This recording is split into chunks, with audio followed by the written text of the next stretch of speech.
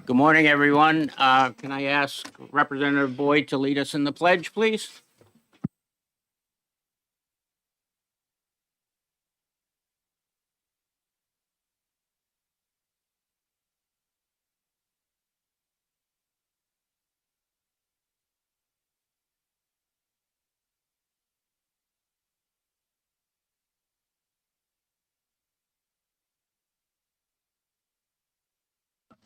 Good morning. Welcome to Legislative Administration. I have a couple of people to introduce, and I also have a brief statement to put forth. For those that are not aware, we have in our presence today the House Clerk, who will be, it's important for him to take our notes and not transcribe, but make a record of all of those testifying today. We also have House Counsel, and we have our House Researcher. Anyone that is wanting to speak, they need to fill out one of these pink cards that's over on that table. Please, please, please, for the benefit of our clerk for the day, we would like block letters on your names if possible. It makes life a lot easier, and I'm sure you want your name spelled correctly for the record. It also would be helpful if you put your location where you're from, the town that you're from, on here as well. With that, Mr. Clerk, do you have anything you want to say briefly? Good morning, and thank you, Mr. Chairman, members of the committee. For the record, my name is Paul Smith. I'm the clerk of the House. Over the last several days, you undoubtedly have heard various things. I want to be clear. The New Hampshire State Constitution allows for the general court to establish rules. Part of those rules that this House has passed calls for Mason's Manual of Legislative Procedure to be the guide. I would refer you specifically to Section 561, and that is the section that specifically has to do with the rights of the body to discipline members. On the last session day, 2 session days ago, Representative Simpson made a motion to reprimand Representative Cochran that was then referred to this committee. This is essentially the due process of that recommendation. So that the inherent rights for you as members of this committee to make a recommendation to the full body is within the prescribed practice and precedent of this legislature. Thank you, Mr. Chairman. Thank you, Mr. Clerk. With that, just a couple of remarks, please. Good afternoon, good morning, everyone. I'm going to give you some opening remarks.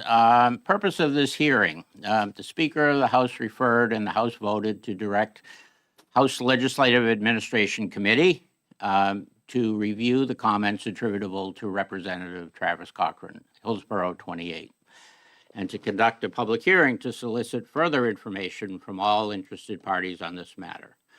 I want to make it clear that the scope of this discussion is limited to actions taken by Representative Cochran during his term of service as a state representative during the 2025-2026 term of office. I think everyone can agree that it is incumbent upon all public officials to conduct themselves with dignity and respect. The hearing format, and this is maybe more for the committee, but you can listen to. The committee will conduct this hearing following the general procedure of bill hearings. Those wishing to speak should complete pink cards.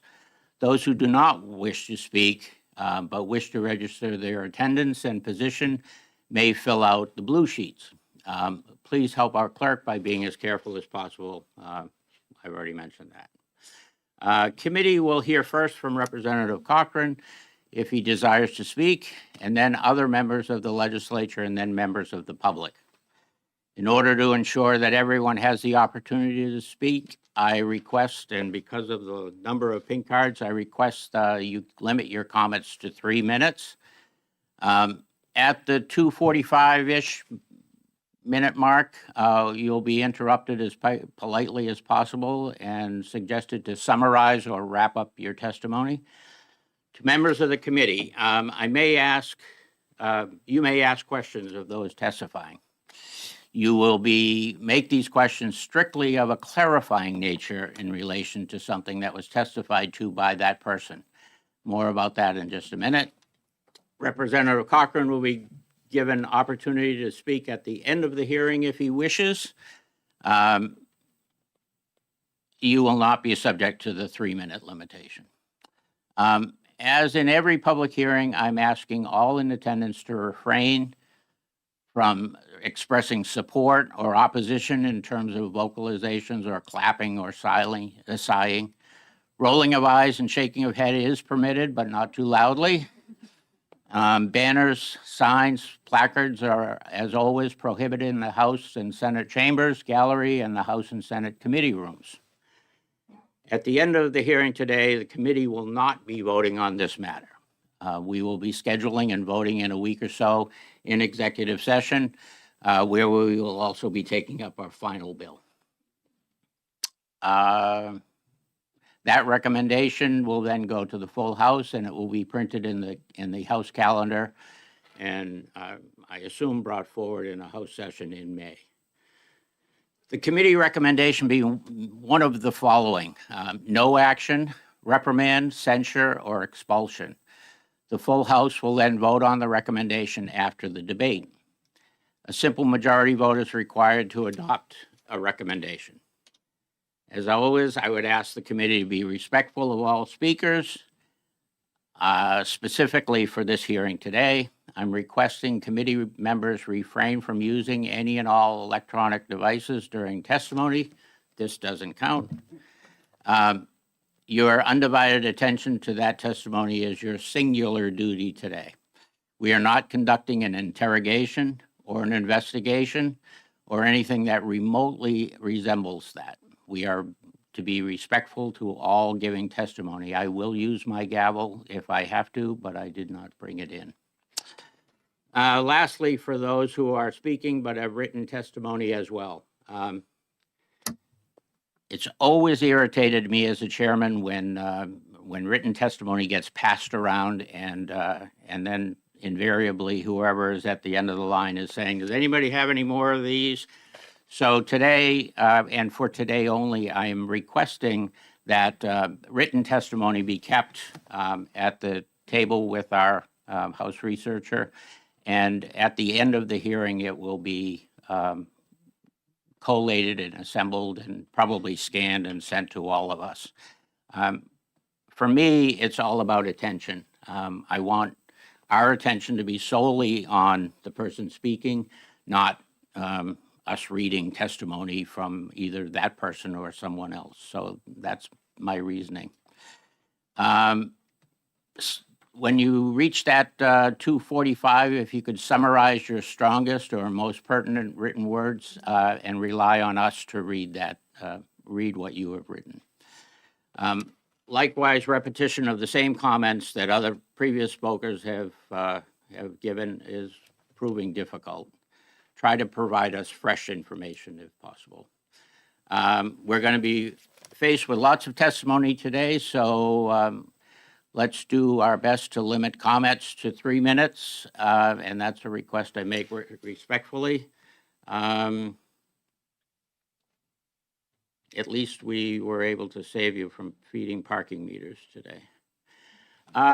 So with that, unless there's any questions about Representative. Do you want to let them know about any timing alert at all? So at the 2:45, Representative Sheehan will let me know, and I'm not going to break into someone's sentence, but I will caution them at that point that we need you to wrap it up or finish the testimony. Thank you for clarifying whether it was cards or you. Okay. Yeah, I'm not clever enough to do cards, I'm afraid. Anything else? Seeing none, the chair will recognize Representative Travis Cochran. Welcome to Legislative Administration. You are not subject to that 3-minute rule.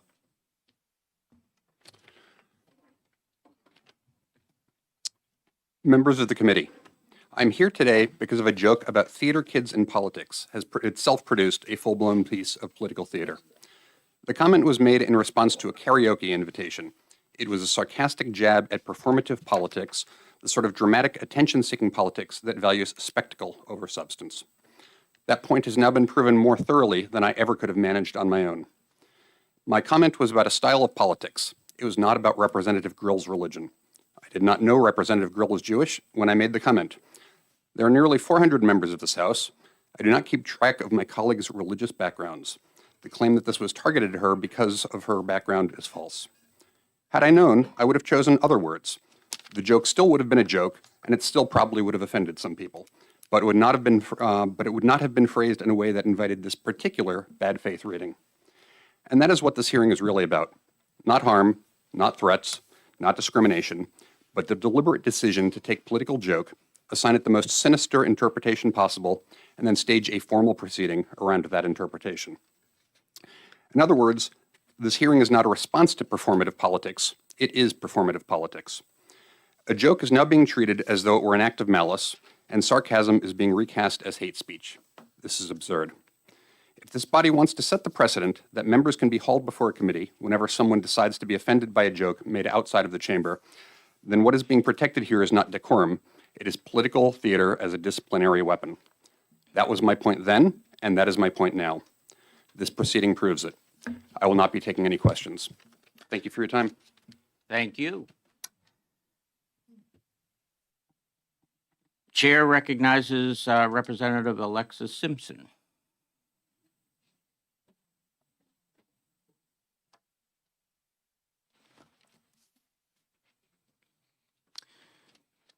Good morning, Minority Leader. Welcome to Legislative Administration. Good morning. Thank you. Mr. Chair, members of the committee, thank you for taking my testimony this morning. On March 16th, I wrote to the Speaker of the House to bring attention to social media posts by Representative Travis Cochran and asked him to convene the Speaker's advisory group to address the issue. In a post on March 5th at 3:30, Representative Cochran called on United States Homeland Security Advisor Stephen Miller to deport Representative Luz Bay, a member of the House who is Filipino-American. And on March 10th at 8:54, Representative Cochran put a post on social media that used the Nazi terminology final solution in response to a social invitation from a colleague. Rep. Cochran has a history of incendiary posts on the social media platform X, often directed at members of a particular class, race, gender, religion, gender identity, etc. This morning, I expect you'll hear from members of the legislature and members of the public, as I have been, especially since these particular posts on the 5th and the 10th. They'll share in more detail the harm that such dangerous and inflammatory rhetoric causes them and their communities. Most notably, the use of the phrase final solution is inseparably connected to the Holocaust. Invoking language used by the Nazis in reference to a Jewish colleague carries profound historical meaning and causes harm within the Jewish community and beyond. In addition, the member called for the deportation of a naturalized citizen who also serves in this chamber. This is not an isolated lapse in judgment or a joke, but part of a broader and troubling pattern of behavior. Representative Cochran's conduct would be offensive and harmful for anyone, but even more so for a member of the New Hampshire House. I'd like to note that Rep. Cochran's account, which is verified on X, specifically identifies him as a state rep. As members of the General Court, we have a responsibility to respect one another and the people we serve in the Granite State. Equally concerning is the absence of any remorse or corrective action. The member declined to participate in the Speaker's advisory group convened to review his conduct. After receiving a letter of caution, he continued to treat members of the public disrespectfully. This demonstrates an unwillingness to change course and suggests that without accountability, the behavior will persist. While our individual beliefs and backgrounds may differ, we share a responsibility to uphold the inherent dignity of every person and to reject language that demeans, intimidates, or instigates violence. Public discourse, especially from elected officials, must meet a higher standard. Our institution cannot afford inaction. I asked you to decide that this behavior violates our commitment to treat our fellow legislators and members of the public with dignity and respect, and to affirm that rhetoric invoking genocide, hatred, or discrimination has no place in our public square. Failure to act here risks normalizing conduct that undermines our institution, erodes public trust, and invites further degradation of our norms. If the conduct continues, the record should show that this body spoke clearly and decisively in opposition. We owe that not only to our colleagues, but to the people we serve. Thank you. Thank you. Take questions? Sure. Are there any questions for Representative Simpson? Seeing none, thank you very much. Yes. And Oh. I'd also like, Just a second. yeah. New and late entry. Okay. Thank you. You went quick, sorry. Representative Peyer. Thank you, Mr. Chair. Thank you for being here and testifying, Representative Simpson. Yes. Are you familiar with the principle of public service for the legislative ethics? Yes. Okay, so can I read a statement from that? It states that legislators shall treat each other, legislative employees, and the public with dignity and respect. Do you feel that the actions have contributed against this principle of our legislative ethics? Yes. Thank you. Thank you. You were saying, May I also include, I was going to quote here, but I would have gone over the time. May I include a letter that the Speaker Packard and I received from the Jewish Federation of New Hampshire please, with my testimony? Thank you. if you can let, Yeah, I'll, Jen- on the. thank you. One more question, apparently? Thank you for taking my question, Representative Simpson. Yes. Outside of just this particular incident and the outcome of whatever happens following this hearing, do you believe that we should have more clear guidelines and policies as state representatives for this, for accounting for this sort of behavior, since the current rules are, at least to me, fairly unclear about posts such as on social media or other such comments? I am a person who believes strongly in ethics, and so I always think that conversation is helpful. So I maybe in the future after this, that's something that we could do. Thank you. Sure. Next, the chair will call Representative Jessica Grill. Good morning and welcome to Legislative Administration. Good morning. Thank you. So I'd like to thank Chairman Hill and the rest of the members of the committee for the opportunity to speak today. I'm Representative Jessica Grill from Manchester. I'm sure we all know why we're here. Last month, I invited House members to come together for karaoke at a local bar. In response, Representative Cochran of Ware posted on X, "We need a final solution for theater kids in politics." And if that wasn't enough, he then followed up to say that he wasn't joking and that we really do need to purge theater kids from any role that puts them anywhere near levers of power. For some context, if you're unfamiliar, the Karaoke Caucus is an informal group that began in 2023 during a 2-day marathon session that coincided with Tandy's Bar and Grill weekly karaoke night. Since then, it's grown to include representatives from both parties, members of the other body, even friends and colleagues from outside the legislature. It's a pretty casual group. The Karaoke Caucus has no political agenda, no policy goals, simply a chance to socialize as human beings, regardless of party, viewpoint, or singing ability.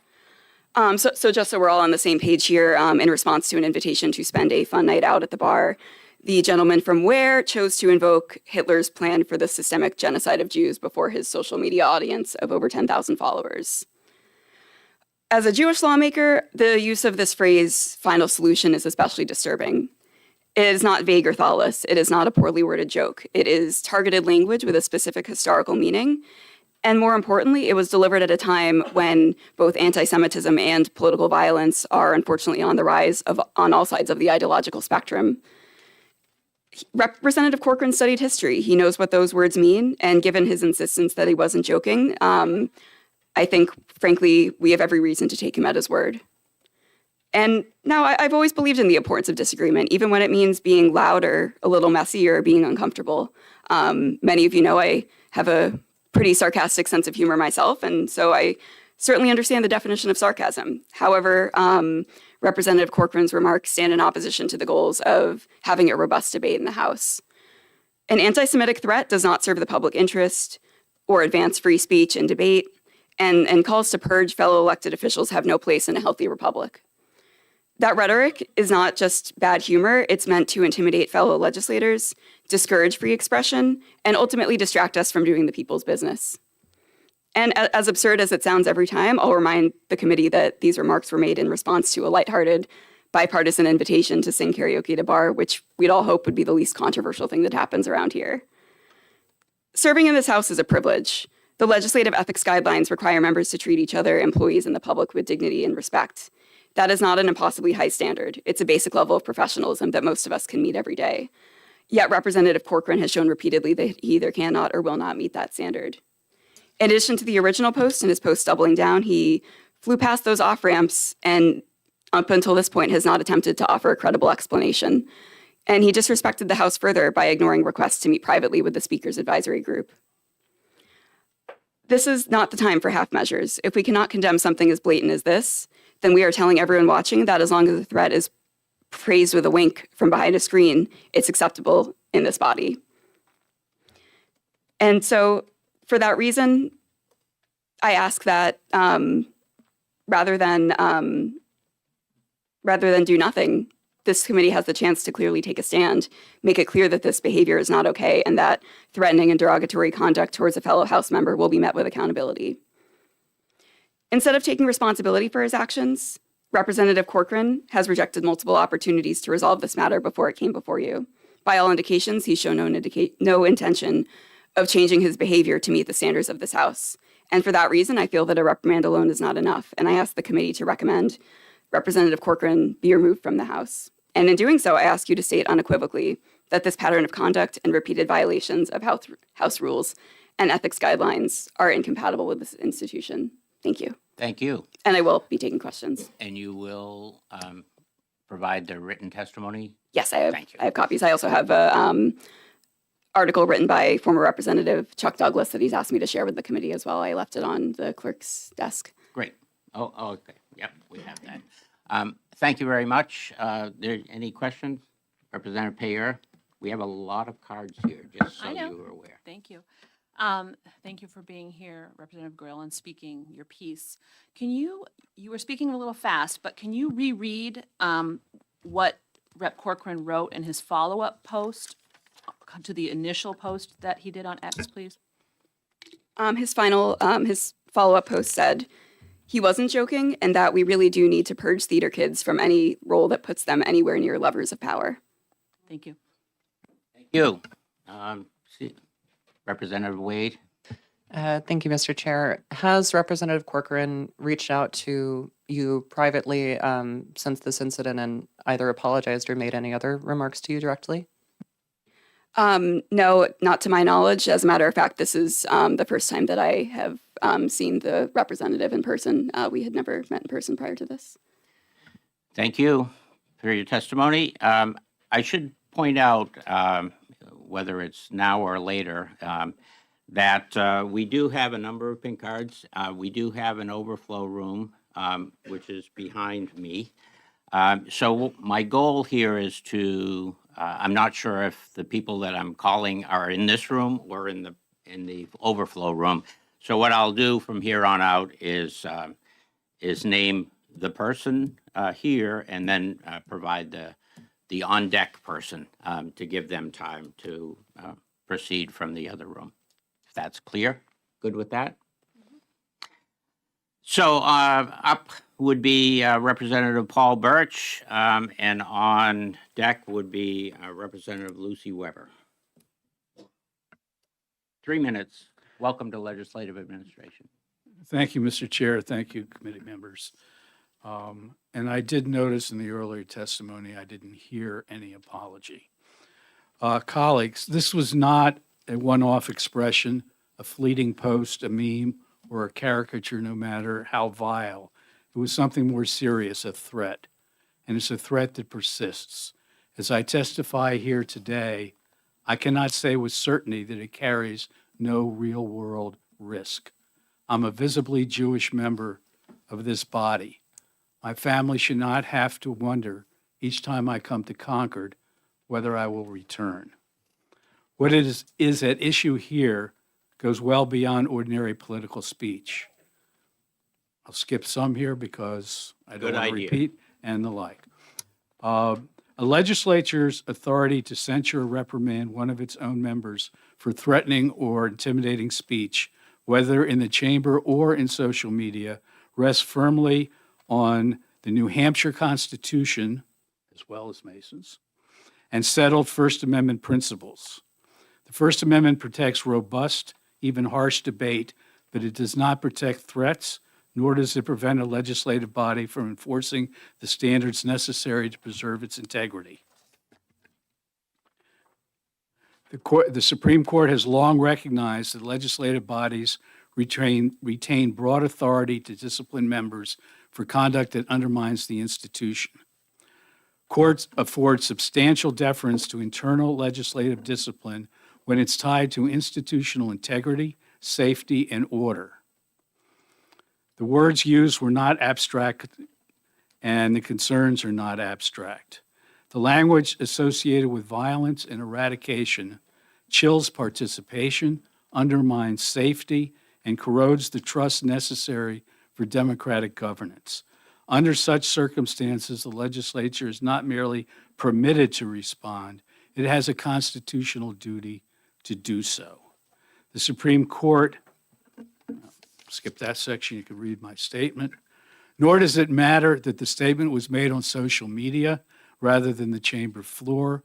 The First Amendment applies in both contexts, but the legislature's authority to discipline disorderly behavior is not confined to formal proceedings. When a member uses a public platform to direct threatening or dehumanizing rhetoric at a colleague, the institutional harm is immediate and real. The constitutional analysis does not depend on where the speech occurred, but on the nature of the response. The New Hampshire Constitution speaks directly to this issue.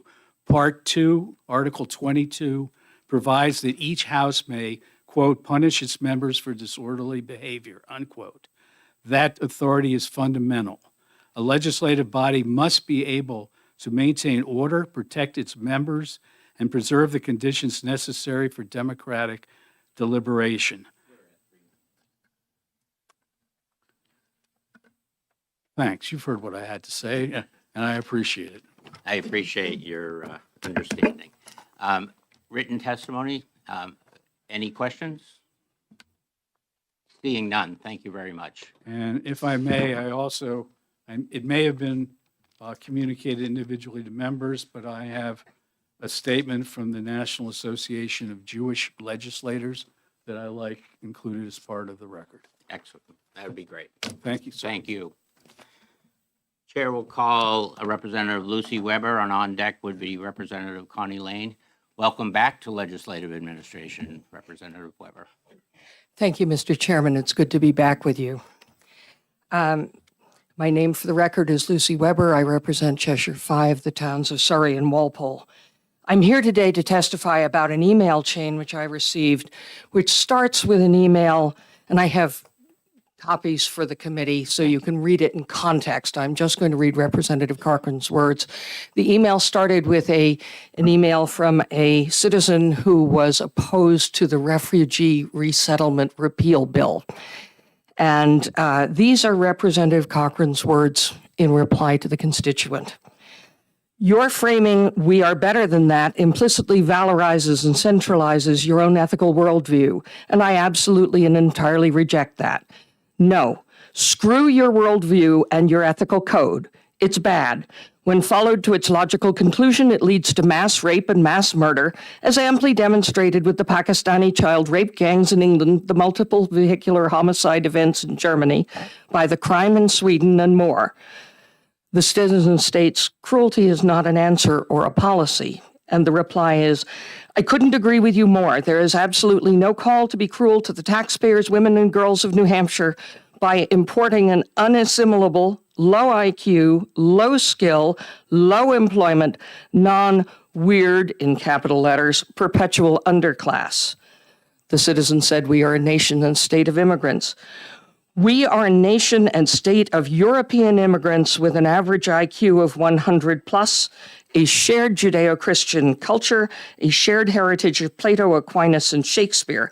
The fact that a bunch of English, Irish, German, Swiss, and other very, very closely related, genetically and culturally, people moved here and created the best nation on earth is not remotely an argument that bringing an 80 IQ Muslims and animists from Kenya and Bhutan and Egypt will help improve things.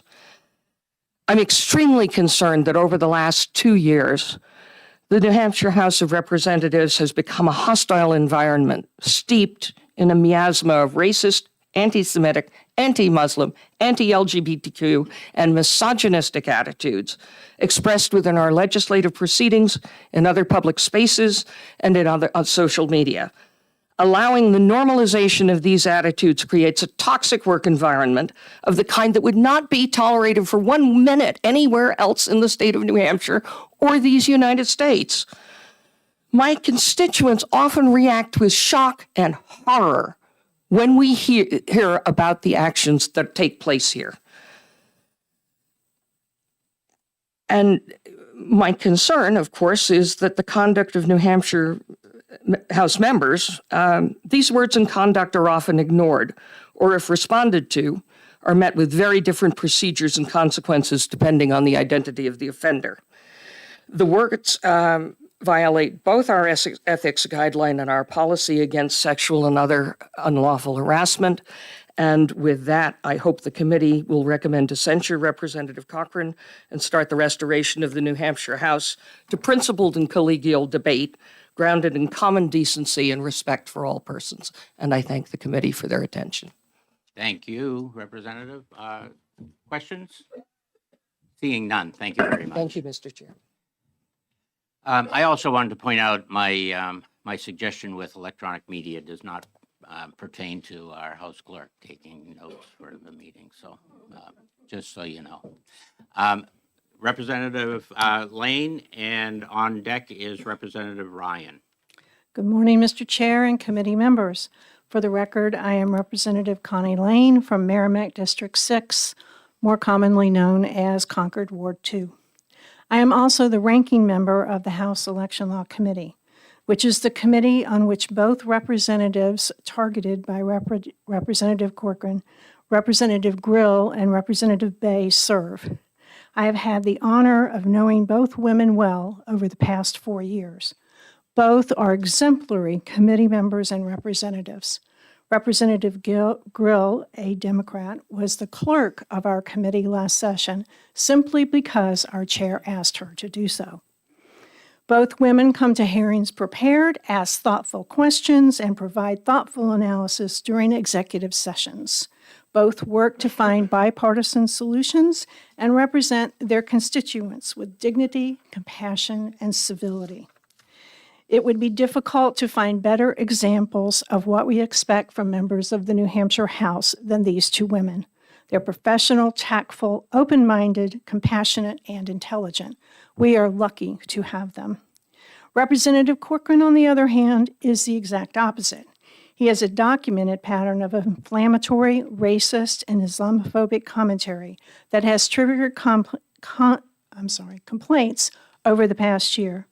Most recently, he has used his public platform to endanger Representative Bay and Representative Grill. He asked the federal government in a social media post to deport Representative Bay, who is a naturalized citizen and has served her community in Dover for many years.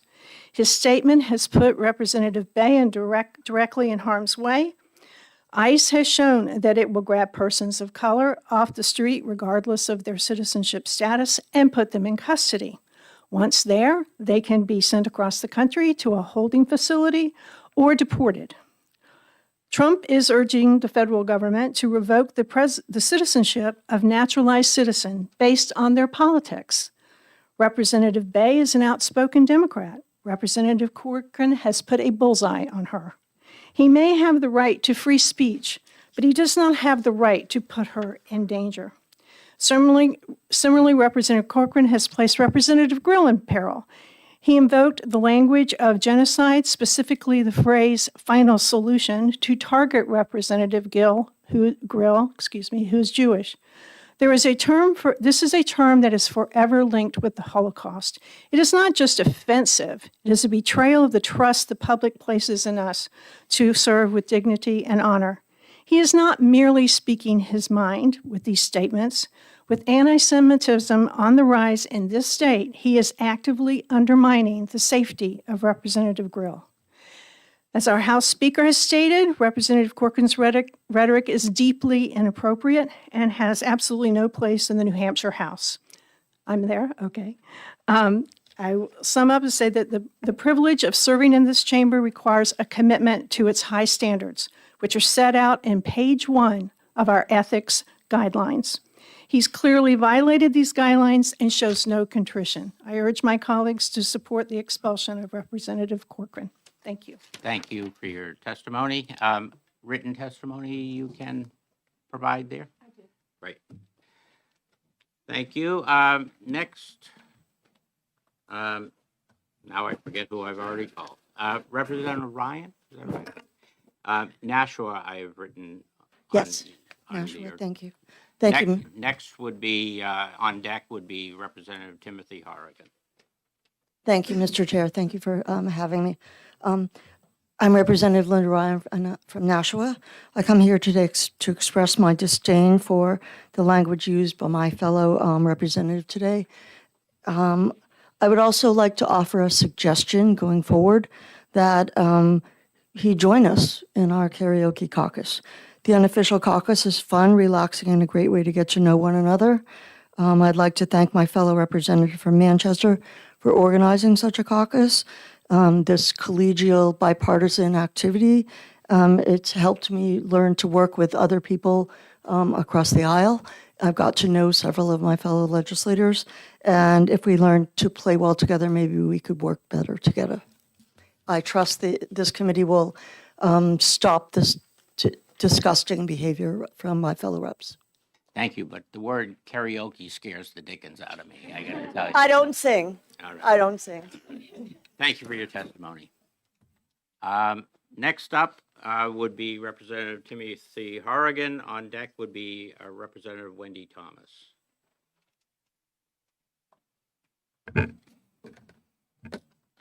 Thank you very much. I'm Representative Timothy Horrigan from Stratford County District 10, which is the town of Durham. And I see there's 3 members of the media there. One of the things, which I don't mention in my written testimony, Representative Cochran has a history of being very rude to members of the media, including as recently as 45 minutes ago. And actually, the member of the media signal is not a member of the regime media, but so I'm not perfect. I've said things which I should not have said, including on social media. And I'm in my 9th term as a state representative. Some of you may remember my first term was cut prematurely short because of a kerfuffle over something I said on Facebook, and I actually resigned, which probably wasn't necessary, and apologized. So those are not things Representative Cochran is thinking about doing. During my second term, I was seated next to in the back of Section 4, next to a longtime rep. She's now retired, who had a large vocabulary and a unique sense of humor. She often liked to refer to some of our colleagues as, quote, honey badgers. The honey badger, Mellivorus capensis, is a fearless and clever little weasel-like creature native to Africa and Asia who inspired the popular catchphrase, honey badger don't care. She often warned me, watch out for that one. To me, she's a honey badger, or sometimes he's a honey badger. After a few weeks, I told my seatmate, I figured out why you know so much about honey badgers. It's because you yourself are a honey badger. She laughed and replied, guilty as charged. Reverend Cochran is not a honey badger. He is neither clever nor fearless. But he is a Twitter troll, and I know this because I myself sometimes have Twitter troll tendencies. Guilty as charged. And I feel a little bit bad, not too bad, but a little bad, because sometimes I got carried away and egged Representative Cochran on. I first took notice of him because he's one of those white guys who likes to complain about how people of color, especially women of color, have low IQs. And he likes to imply that his own IQ is very high. And I'm sure I'm a white person who is good at taking standardized tests, but that's still one of his pet peeves. He also says a lot of things which simply don't make any sense. I got in the not so good habit of sarcastically and self-deprecatingly commented I was unable to understand the point of his post because my IQ was so much lower than his. I think I even made a self-deprecating remark about my low IQ during the now infamous Final Solution social media thread, which I guess led to this current hearing. And of course, he made a joke about the final solution, not a funny joke. Genocide is never funny, not now, not ever, and especially not now, given what's going on in the world at large and here in the United States. Same goes for political violence, such as what we experienced. Whatever it was that happened in Washington, D.C. on Saturday, it's not funny. So making a bad joke, it's not a crime, but he did more than simply making one bad joke. So he has a pattern of demeaning and threatening comments. And, his conduct, as I said, it's not a crime, but there's a higher standard than simply not being a criminal. So I think at a minimum, he should be reprimanded. We can't remove him from his committee because he asked not to be in a committee. But and we also, we can't ban him from State House anteroom because I've never seen him using the State House anteroom. But I think some corrective action could be taken, even if, he's not the only person who's said and done stupid things. But, he's said and done some pretty stupid things, so he should be reprimanded. Thanks. Thank you, Representative. You have written testimony? Yes, I do, and I'll bring some copies. I passed some copies around before. I knew you didn't want to pass around, but I'll snack some more up on the table like you asked me to. So thanks. There's always an anarchist. Thanks. I have one question for you. Have you changed in a previous hearing that we had probably 9 years ago? Yeah. You suggested in that hearing that we should not limit any speech from representatives on social media. Have you changed that point of view? Okay, that controversy. Well, that was a different controversy. Those were two different reps. One of them, neither did. No, we don't need to get into the Yes. rep, what the charges were, but in there, you clearly stated that you didn't think that we should lit any speech from representatives on social media. Well, this isn't about his speech, but he's also he's at least indirectly and probably pretty directly threatening at least one or more other members of the House, at least two of whom feel they're directly threatened by what he said and their concerns are valid. So there's that was then. That was a different situation than what we're faced with now. But Thank you. Thanks. Appreciate it. Further questions? Seeing none. Thanks very much. Representative Wendy Thomas, and on deck would be Representative Selig. Thank you, Mr. Chair. For the record, I am Representative Wendy Thomas. I represent the town of Merrimack. However, I will be reading the written testimony of Representative Luz Bay, who represents Stratford County District 21. Thank you for the opportunities to submit this testimony. I had very much hoped to appear and testify in person today. Unfortunately, I have a previously scheduled medical procedure at 10:30 this morning, which conflicts with the hearing time. I respectfully ask that this written testimony be entered into the record and read on my behalf by a colleague. My name is Representative Luz Bay, and I submit this testimony not only as a legislator, but as a naturalized United States citizen who believes deeply that public service should be a place where every Granite Stater, regardless of where they were born, can contribute to the well-being of our state. I am giving this testimony because of comments made by Representative Travis Cochran that were directed at me and at another Jewish colleague in this body. These comments were not policy disagreements. They were not heated debates. They were targeted, dehumanizing, and rooted in language with a long and violent history. During a public exchange, Representative Cochran used the phrase final solution in reference to a Jewish state representative. That phrase is not ambiguous. It is not obscure. It is globally recognized as the Nazi regime's term for the genocide of 6 million Jews. When an elected official uses that language toward a Jewish colleague, it is not a joke. It is not hyperbole, and it is not protected by the norms of political disagreement. It is an act that places a colleague in fear and signals to the public that such rhetoric is acceptable in our state house. In my own case, when I was delivering a floor speech against a constitutional amendment that would have harmed the participation of immigrants in state government, Representative Cochran publicly tagged a senior Trump administration official and called for my deportation. He did this in real time during my remarks while I was standing on the floor fulfilling my constitutional duty. I want to be clear. This was not a critique of my argument. It was a call for the removal of a sitting legislator from the country she serves. It was an attempt to intimidate me into silence, and it was a message to immigrants and naturalized citizens across New Hampshire that their place in civic life is conditional and vulnerable to those who believe they do not belong. When a colleague uses the language of genocide towards one representative and calls for the deportation of another, it undermines the integrity of this institution and the safety of those who serve in it. It also sends a damaging message to the public about who is welcome to participate in our democracy. This is not about partisanship. It is about the minimum standard of conduct required for a functioning democracy. Every representative, Republican, Democrat, or Independent, deserves to do their work without being targeted for their ethnicity, religion, or national origin. And every Granite Stater deserves to know that their legislature rejects rhetoric historically used to justify hatred and violence. I am not here to ask for punishment. I am here to ask for accountability, for a clear statement from this body that language invoking genocide and calls for deportation of sitting legislatures have no place in the New Hampshire House.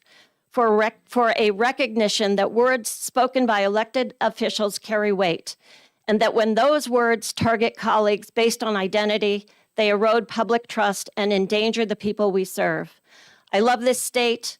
I love being a public servant. I believe deeply in the promise of a government that reflects all of its people, but that promise cannot survive if we normalize rhetoric that dehumanizes our colleagues.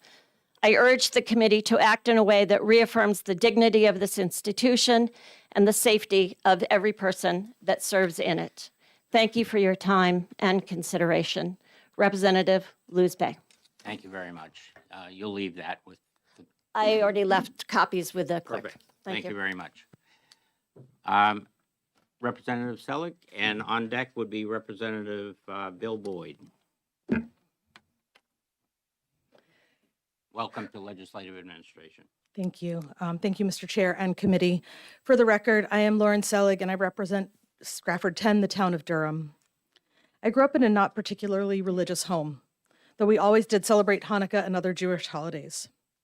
The first time I remember someone othering me for my religion was when I was 4, and another child told me Santa wouldn't come to my house because I had horns.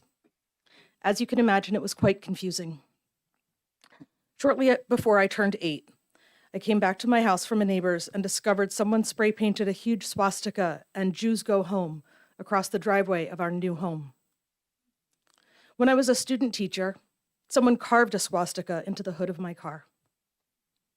And in my first few months as a member of this body, I received my first love letter from a white supremacist, someone who later doxed me on a vulgar social media site. I'm also the parent of 2 amazing kids who I knew faced some discriminatory comments at school, but neither of whom shared how much until years later. One of them is what the representative from Ware refers to as a theater kid. That kiddo is also a political activist who would likely be here testifying if they weren't studying abroad. Given the language used by the representative from Ware, should I feel safe to let them be here? When we came to serve in this honorable body, we swore an oath and agreed to the legislative rules. But the representative from Ware has repeatedly violated that oath, even after being reprimanded by the speaker. And I'm not going to go through, I'm going to jump ahead for where he talks about the final solution for theater kids in politics. And the fact that we know that that's historically synonymous with the extermination of Jewish people in the Holocaust. But by using that phrase, it was targeted harassment and anti-Semitic tropes that invoke mass violence. We also know about the situation with Representative Luzbay, as we heard in her testimony. I want to point out that he made those comments also at the time that Renee Good was assassinated by ICE agents. Given how many U.S. citizens have now died at the hands of ICE agents or been deported or detained illegally, it's another way to engage in targeted harassment and xenophobic tropes with the intent to intimidate and threaten. And this conduct violates the standards of our House, specifically House Rule 63, and I won't read that to you, but it's in my testimony. It also violates RSA 14B, the duty to the public trust. We have a duty to maintain the honor of the general court. Invoking the language of genocide or xenophobia towards a colleague is a profound breach of that public trust and the ethical standards expected of an elected official. It creates a hostile work environment within the general court by targeting members based on religious and ethnic heritage, with rhetoric associated with historic and current atrocities. And it adds to the national rhetoric that increases the likelihood of violence against marginalized groups. And the hostile tenor of this body, which should be a place of good governance, not vulgar attacks. Additionally, the language has not ceased since the representative was reprimanded.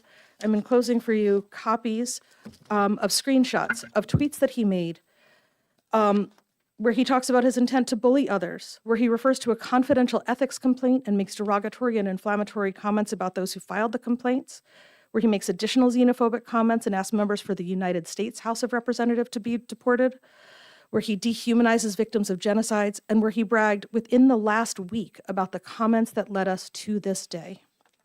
Mr. Chair and Committee, I implore you to take appropriate action to assist the representative from Ware know that although we do all have the freedom of speech, we also have a greater obligation to use that speech for good, and there are consequences for using it to harm or threaten others.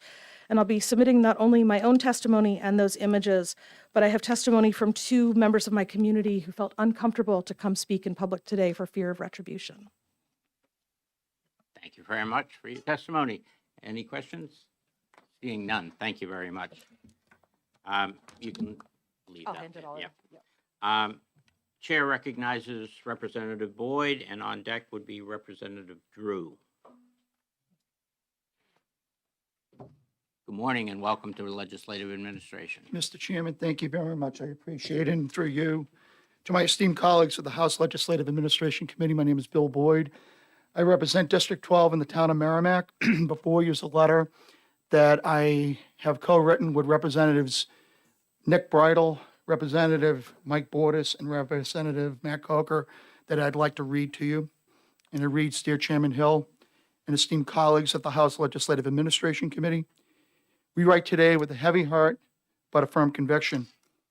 Under Part 2, Article 22 of the New Hampshire Constitution, the House of Representatives has the authority to punish its members for disorderly behavior, disrespect, or obstruction of deliberations.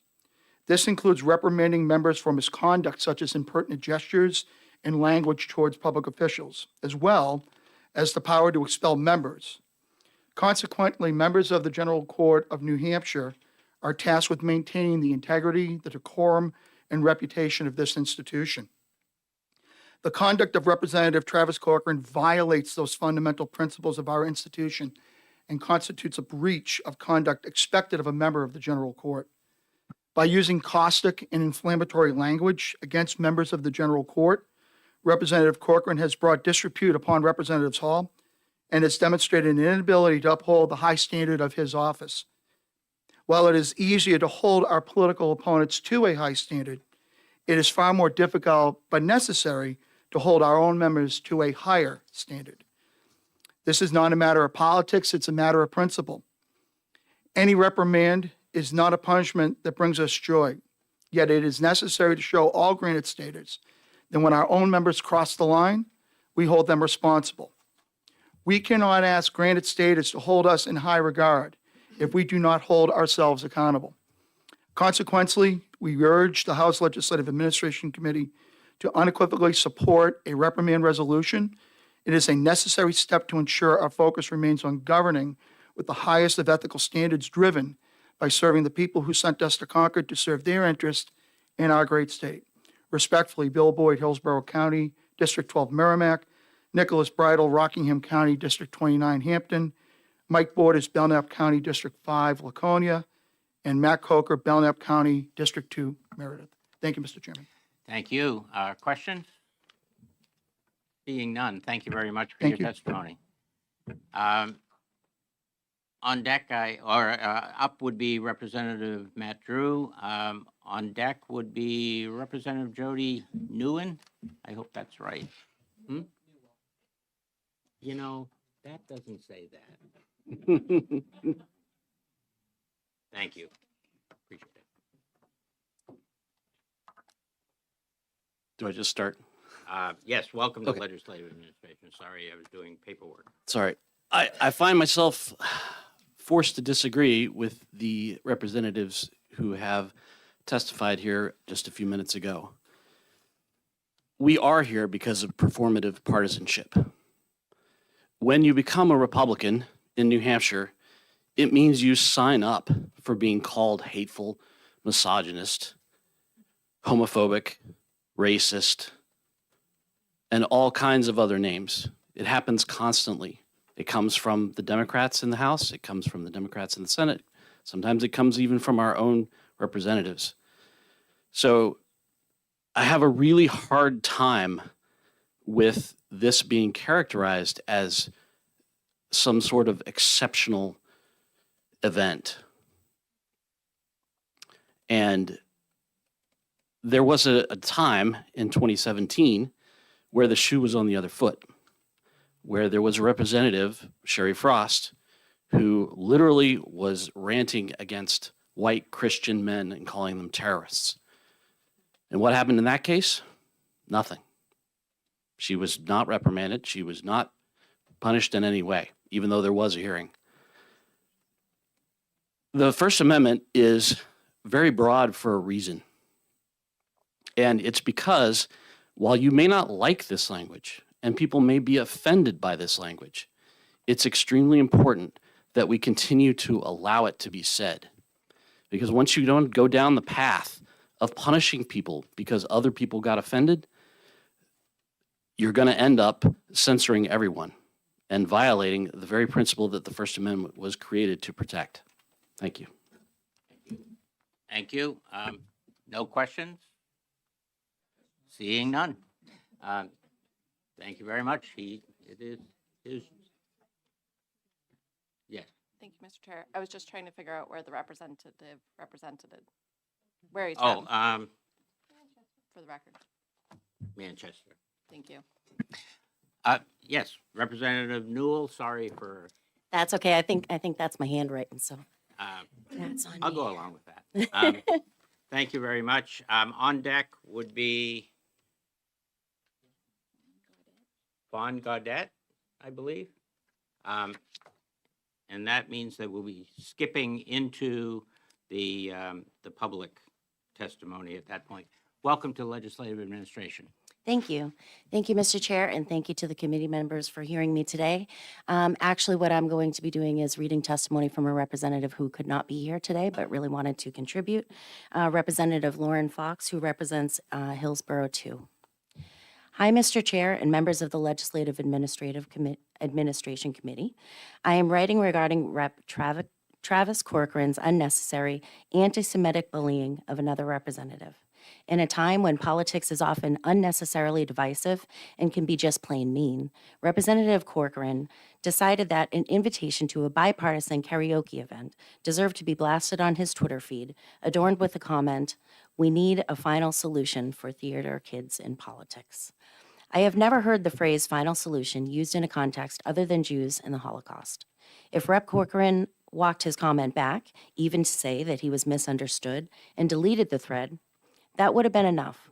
But nope, he left the thread active, apparently proud of what he had done, offering no context or clarification as cover. He knew what he had done. Our state legislature needs to be comprised of the best and brightest in our state, and it is imperative that we comport ourselves with respect for each other and the institution. Rep. Cochran's attack on another representative without provocation is simply unacceptable behavior. Finally, as state representatives, we are all colleagues in this workplace. A bullying anti-Semitic social media post would get you fired from a job in a typical corporate environment. I see no reason why this workplace should be any different. As a two-term sitting representative, I condemn Representative Cochran's comments in the strongest manner possible. I applaud the representatives on both sides of the aisle who are here today to defend a state representative who merely wanted to gather people for an evening of fun and was dragged into a morass not of her own making. Thank you. Thank you. Thanks for keeping under the 3 minutes, too. Just want to mention I'm a rep, and you didn't mention that my card was there. Okay. I didn't write rep on it, but Um, Anita Burrows. We'll get there. Thank you very much. Thank you. I'm sorry if I could just, I know No, I'm under you're 3 fine. minutes, right? So I have a little You bit of time. did. You have another minute of your own time if you like. Well, I also was asked by someone who is very active in the education committee, a member of the public, to mention that we have been talking a lot about bullying in schools and trying to address issues that happen in that context, anti-Semitic language, ableist language, a variety of different things, and trying to address that. And yet, here we are talking about one of our own members who is speaking in that way. And I think the irony is pretty palpable. Thank you very much. Questions? Representative Turcott. Thank you. Thank you for taking the question. Very simple. Who was the letter you were reading from? Which rep? Oh, yeah, this is Representative Lauren Fox. He represents Hillsborough 2. Thank you. Thank you. Thanks for your testimony. Thank you. You will leave that. Yes. Right.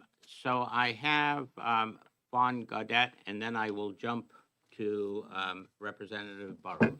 I hope I pronounced You that did great. correctly. Hi, can you hear me? Welcome to Legislative Administration. So, okay, hello, my name is Fawn Gaudette. I'm a proud descendant of the Blackfeet Nation and a New Hampshire resident. In the past, both Natives and Jewish peoples have experienced Holocaust, and we must not repeat that. Representative Cochran's final solution comment against Jewish state representative is unacceptable. In history, we've seen the harm that dangerous rhetoric does to harm people. It is alarming that our New Hampshire state rep, who is Jewish, experienced anti-Semitic and dangerous call against her. It must have been very made her feel unsafe. State Rep Cochran is not honoring the standards of New Hampshire legislature and all the people he's supposed to represent. I want to emphasize all people. I hope that consequences are, has consequences for his actions, and it's really important not to repeat the past. When we have dangerous rhetoric like this, it's steps for people to become desensitized, and it's just not safe behavior. And we need to, you're a state rep, I hope that there's reflection on this behavior. It's really important to never forget the past, so it's not repeated. And we are all together in this human race, on this planet together. So I want to say thank you for this. And Thank you for Yep. keeping under 3 minutes. Thank you. I appreciate your testimony. Is that written testimony that you'll be leaving for us? rather just leave it verbal. Is that okay? Thank you. I'm good with that. Representative Anita Burrows, I apologize, and I clarified the town. You're from Glen, New Hampshire? Yeah, which is part of Bartlett. Got it. I just wanted to make sure that's what it said. Thank you, Mr. Chair. And as I said, I'm Anita Burrows. Before you go, Okay. just to do a little housekeeping, we'll next have on deck the Honorable Salloway. Okay. Again, thank you, Mr. Chair. I'm Anita Burrows from Glen, which is part of Carroll too. And this is not my first rodeo in the legislature for a hearing on anti-Semitism from state reps. I've been involved in 2 other hearings, one of which was from a member, this is my 8th year, was from a committee member from Commerce who I had to sit across from for 2 years and look at her hostile glaze after she had made anti-Semitic comments. But I'm really here, the reason I'm here today is because of my grandpa, Max, and I brought a picture of him. It's with my grandma. Max came to this country at the age of 13 from Poland, not speaking any English, having no money, and did very well, became a successful small business owner. Years later, his family was wiped out by the Nazis in Auschwitz and Dachau. So this still sits with me all these years later, and pain of never having met his family. I still remember a time in New York City. My mother was probably in her 50s at the time. She was 4'11". Some kids threw some pebbles at my grandpa and called him a dirty Jew. In heels and 4'11", my mother took after them down the street and had to be restrained by our other family members. So, in that tradition, recently, we've seen 5 Democrats who are women, happen to be women, who were reprimanded for various different things, for what I would characterize as having an attitude. 2 of them have been removed from their committees. One of them admittedly used the F word in the corridor. I would bet you at least 80% of the representatives in the House have used that word at some time or another in the halls of the House. So I guess I'm confused as to why Representative Cochran would have either no or not a stronger response to what he has said, and he acknowledges what he has said. There was a press release about the behavior that condemned it. I appreciate that. I think it was woefully inadequate, and I believe that I believe that Reverend Cochran should not be allowed to remain in the House. I think that making those comments shows that he is unable to represent all of the people, not only in his district, but in the state, and I think he should be expelled from the State House. Thank you. Thank you. Are there questions for Representative Burrows? Seeing none, thank you very much for your help. Good morning. Can you hold just a second? Welcome to Legislative Administration. Welcome back to Legislative Administration. On deck would be Steve Grill. Thank you, Mr. Chairman. Thank you, members of the committee. My name is Jeffrey Salloway. I am a former state representative, having served 3 terms, and I am also past chairman of the Northeast District of the United Synagogue of Conservative Judaism, and therefore I wear, as you might expect, 2 hats. I had a wonderful experience serving in the New Hampshire State House, where I felt accepted, respected, and like you, protected. All of us experienced that. As I read the comments of Representative Cochran, I was drawn back to a small book. It's called Letters from Leader, and it is the translated letters of my grandmother, who wrote back and forth to our family still in Lithuania. She went to the mailman every morning to see if there might be a letter from her family. One day in 1940, the letters stopped. It was, my friends, the final solution. I lost half my family. When Representative Cochran's words of a final solution crossed social media, I felt a visceral response. I was physically ill. And having served in the New Hampshire House, I lost my feeling of acceptance, of respect, and protection. Ladies and gentlemen, I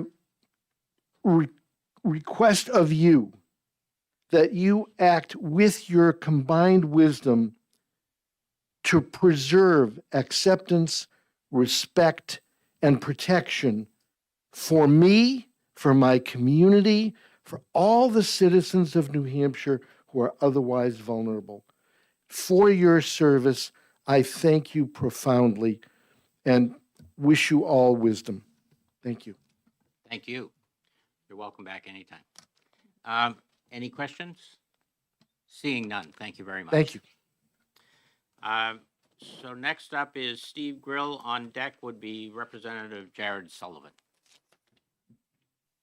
Good morning, Mr. Chair and members of the committee. Thank you for holding this hearing this morning, and I want to thank House leadership as well for bringing this matter to the committee, Speaker Packard and Minority Leader Simpson. I spent nearly 30 years at the Devine Millimet law firm in Manchester, and I won't go into all the different people that passed through those doors who were involved in state politics, but I do want to mention that very soon before I arrived there, Steve Merrill, who of course became a Republican governor, and John Broderick, who of course became the Chief Justice of our Supreme Court, left the firm and formed a partnership. They disagreed mightily on matters of policy, but they were the best of friends, and I believe still are to this day. And the experience I had there on a daily basis, because we had many disagreements on matters of policy, was that we can disagree without being disagreeable. And it's a phrase that we all know in New Hampshire, and I think it exemplifies the best tradition of this body and of politics in our state in general. And it helps explain why one of the proudest days in my life was when my daughter, Jessica, was sworn in for her first term. And when she was reelected in 2024, I posted the following on social media. This was my way of posting. What a thrill and source of pride it was today to watch my daughter being sworn in for her second term as a representative and to see her take her well-earned seat in the State House. The oath is a solemn and sacred vow to serve the people of the state and to be faithful to our state and federal constitutions. And I've continued to be proud of her efforts to serve the state, not only in matters of policy, but in the manner in which she does it with deliberate respect, and that extends to the people with whom she disagrees. So it was particularly shocking when I learned of the very public, performative politics that brings us here this morning. It's ironic to hear Representative Cochran and the other gentleman whose name I didn't catch call this committee performative politics when what brought us here was a social media post, which is the height of attention-seeking and in the very, very worst way. This is a great and proud body that goes back to the founding of our nation, New Hampshire being the 9th state to ratify our federal constitution. I know from the chair's opening remarks that we're to limit our focus to the representative's time in this term, but, pardon me? And 3 minutes. I don't know how much time I have left, so let me just close with a couple of things. I think this is an opportunity to examine who we are and then to take a stand and act on that conclusion. And I'd like to close with some remarks from Dwight Eisenhower's 1961 speech when he left the presidency after 2 terms and after serving as the leader of our military during World War II. He said, "Throughout America's adventure in free government, our basic purposes have been to keep the peace, to foster progress in human achievement, and to enhance liberty, dignity, and integrity among people and among nations. To strive for less would be unworthy of a free and religious people." And then he went on, "Down the long lane of the history yet to be written, America knows that this world of ours, ever growing smaller, must avoid becoming a community of dreadful fear and hate and be instead a proud confederation of mutual trust and respect." Thank you very much for your time, and I'm sure you will act on this matter to the best of your ability. Thank you, and congratulations. Mr. Chairman. Would you Mr. take Grill. questions? Mr. Grill, Mr. Grill? Do you take questions? I don't have a question. Just could you state what town you reside in, please? I live in Holderness. Holderness, thank you. Thank you, I was neglectful. Up next would be Representative Jared Sullivan. On deck will be Jean Saffron? Is that right? Okay. Sorry for mispronunciation. Welcome to the Legislative Administration. Thank you, Mr. Chair. And for the record, my name is Jared Sullivan. I'm the state representative for Grafton 2, which includes the towns of Bethlehem and Franconia. I'm just coming in here. So we all know what was said and how disgusting it was and how offensive it was to people. And we can debate whether or not free speech protects it or not. I think for me, what bothers me is I got into politics, I think like many of you, many of us in this body, to try to make lives better for people. We might have different approaches to what we think are the best paths to get there, but ultimately I think we all have the same goals.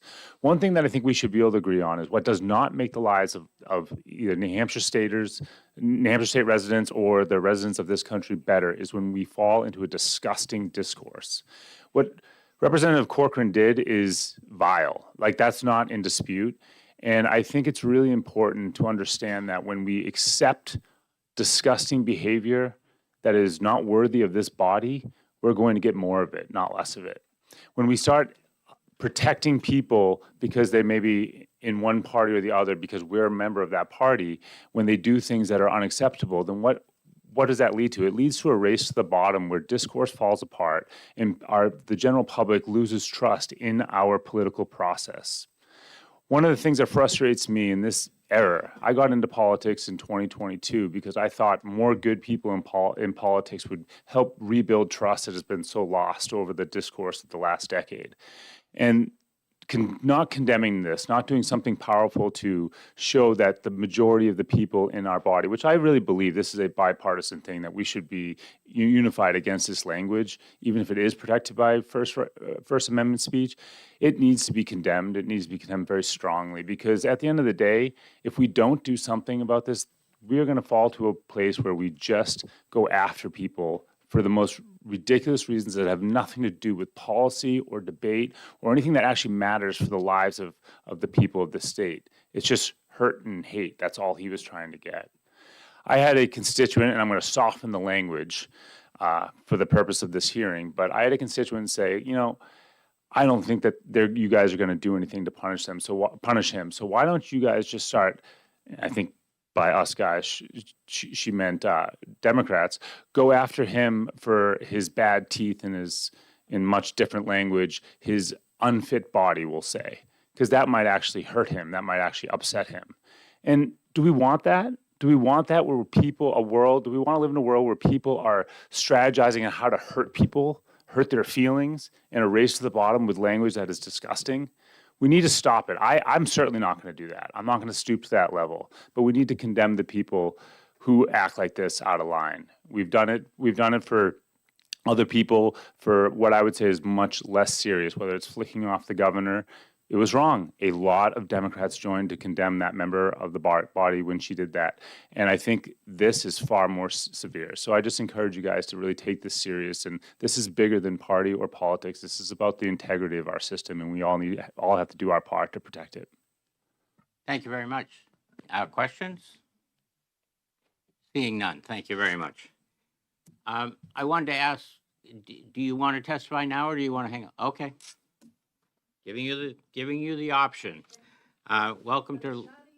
I understand. It's very easy. It's just you and I here. That's all. Now it is. Yep. Representative Saffron representing Bedford. Bedford. Bedford. And Jessica Grill is my daughter. And good morning. Thank you, Mr. Chair. Thank you, committee. I'll be very brief. Thank you for being vocal and for taking Travis Cochran's public call for the murder of Jews seriously. Sadly, there are those among us who have forgotten that staying silent in the face of anti-Semitic remarks leads to millions of innocent Jews being led off to the ovens. Cochran's abhorrent behavior must have consequences. He is in violations of the rules of common decency and of the mandatory House Code of Conduct. Section 8 of the code states that a legislator shall strive to promote the common good of the state of New Hampshire, shall act in a way that makes him worthy of the trust the general court places in him, and shall treat all legislators with dignity and respect. There is no room for anti-Semitism, bigotry, hate, or terrorism. Cochran's failure to follow these high standards of conduct calls for punishment worthy of his behavior, expulsion. I have received calls from people all around this country who heard about Cochran's filth and are wondering how New Hampshire is addressing it. We must let the world know that this conduct is as unacceptable in our legislature as it is in our society. Do not put a Band-Aid on this wound, for it will only fester and destroy the values we hold dear. Expel Cochran from our house, and you will hold your heads high for facing hate and violence head on. Thank you. Thank you very much. You did well. Thank you. No questions, right? I have a lot of questions. Wasn't what I meant, but that's okay.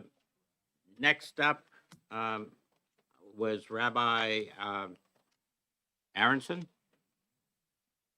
I think I was neglectful in getting, but while you're on your way up, I can say that next up will be Jane Taylor from Keene.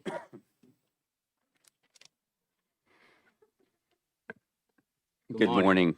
Good morning, Rabbi. Welcome to Legislative Administration. For the record, my name is Rabbi Daniel Aronson of Congregation Nahavas Achim in Keene.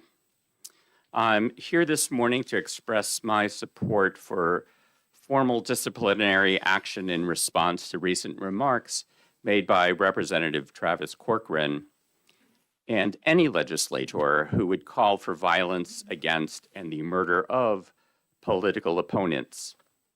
We know where such language leads. We saw it on Saturday night in Washington, D.C. Such language must not be dismissed or excused as a benign attempt at humor, as just a joke, as if words have no real-world impact on other people. Words are consequential. They represent ideas. People act on ideas, sometimes in peaceful, constructive ways, sometimes in malevolent, violent, destructive ways. Mr. Cochran's words have the capacity to motivate others to act in malevolent, violent, destructive ways. The phrase "the final solution" in a social media post criticizing a Jewish legislator is detestable. It is even more detestable coming from someone who understands just how detestable it is.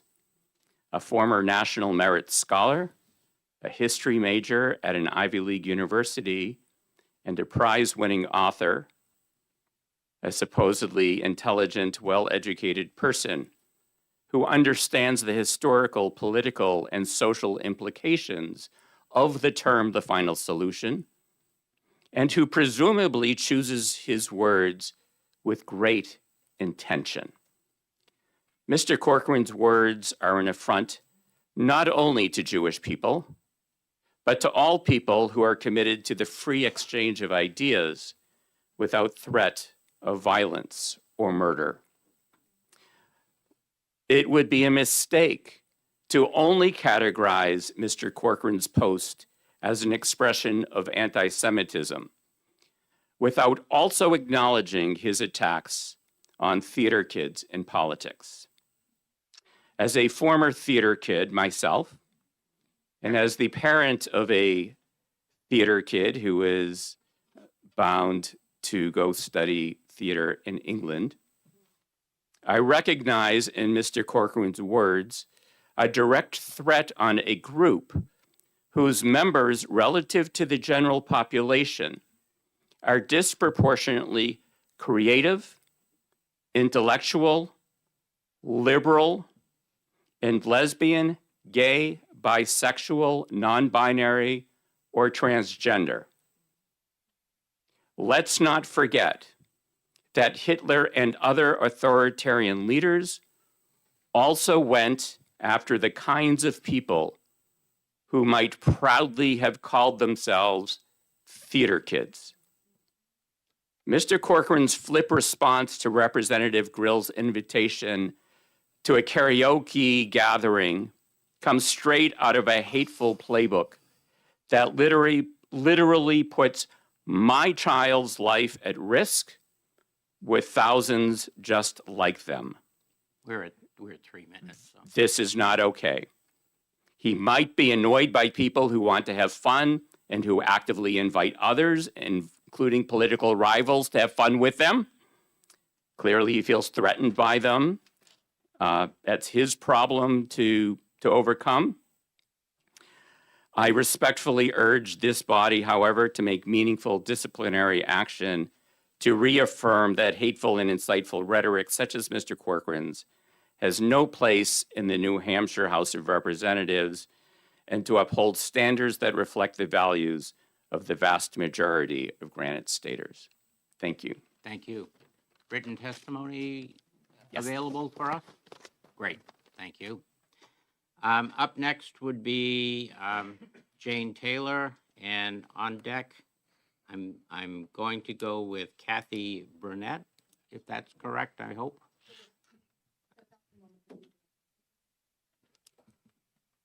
Welcome to Legislative Administration, Ms. Taylor. Thank you, Mr. Chairman and committee members. My name is, for the record, Jane Taylor, and I live in Keene. 50 years ago, 1976, I was elected to the first of 4 terms as a Republican member of the House of Representatives, representing the towns of Alton, Barnstead, and Gilmanton. I served under Republican speakers George Roberts and John Tucker. I served under Republican governors Mel Thompson and John Sununu. I was and I am Jewish. I'm daughter of a Holocaust survivor, relatives who died in Theresienstadt, which was a work-to-death labor camp. As with any legislature, we had a number of serious, heated disagreements, but we never stooped to the type of personal attacks that we've seen from Representative Cochran. I was attacked a number of times on the basis of my political positions, but never because I was Jewish. And I did have the honor of having my name ringed in black by William Loeb at one stage. While I appreciate this public hearing before a Legislative Administration Committee and the seriousness of your task, I don't understand why Representative Cochran's behavior has not been the subject of a public hearing as well before the Legislative Ethics Committee, or why there's not been stronger disciplinary action already. This is not a matter of free speech within the context of being a state legislator.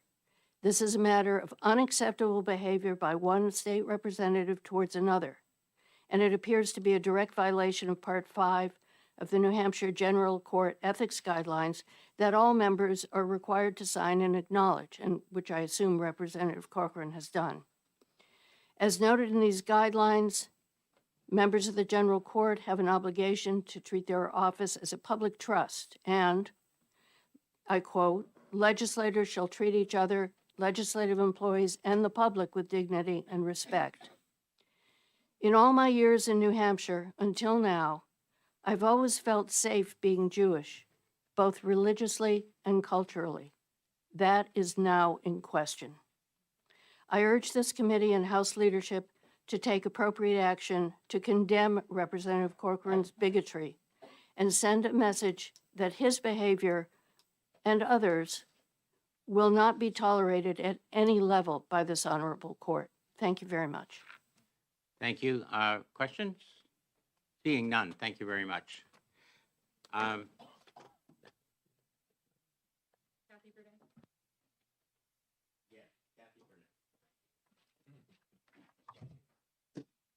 Welcome to Legislative Administration. Thank you. Good morning, Chair Hill, and to the members of this committee.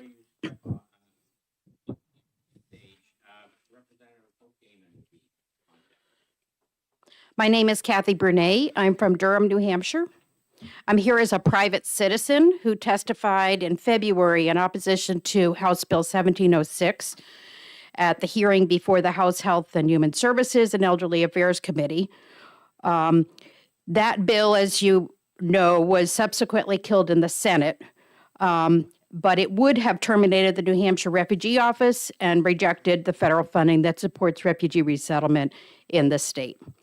Representative Cochran was the prime sponsor of that bill, and he was the only sponsor, as far as I know, present at the hearing to present and defend it. His testimony during that hearing demands this committee's attention, precisely because it mirrors the social media posts on which this committee has focused. People can hold policy disagreements about refugee resettlement in good faith, but the specific vocabulary that Representative Cochran chose when presenting House Bill 1706 was not the vocabulary of good faith policy disagreement. His written and spoken testimony reveals the very same worldview that underlies his invocation of a final solution directed at a Jewish colleague and his suggestion that a colleague born in the Philippines should go back. Specifically, he used the phrases in his testimony: population replacement, demographic replacement, and heritage Americans. Not in a private conversation, not in social media, but in formal testimony before a New Hampshire House committee. These are not policy terms. They do not appear in professional analysis or immigration scholarship. They are the vocabulary of white supremacist networks. Population replacement and demographic replacement are the language of the Great Replacement Theory, the same ideology that motivated mass shootings in Pittsburgh, El Paso, and in Buffalo. The term heritage Americans is a white nationalist term for white Americans of European descent. A legislator does not stumble into this vocabulary by accident. These are chosen words with a known home and a known meaning. Representative Cochran used them proudly in public as the framework for legislation he asked this body to pass. He then went on to use framework to dehumanize refugees and, quote, foreigners. Before the committee, he portrayed entire nationalities as criminals and parasites, relying on sweeping generalizations that no credible researcher could endorse or would endorse. He said all this plainly into a microphone before his colleagues and the public. That was not public testimony, policy testimony. It was propaganda, mean and cruel, and directed at vulnerable people who have no easy way to defend themselves in a legislative chamber. Okay. Representative Cochran is not flirting with nationalist ideology. Instead, he has fully embraced it in his testimony. I'm aware that this kind of language has become more familiar in public life, but that familiarity does not make it acceptable. Hate speech should not become acceptable because it is spoken from a position of power. And I asked you to take action on behalf of regular citizens in this state. Thank you so much. I am providing copies of the transcript of Representative Cochran's testimony at that hearing that I spoke about, as well as his written testimony that he submitted to the Gen Court website on that day. Any questions? Thank you very much. Yeah, Representative Wade.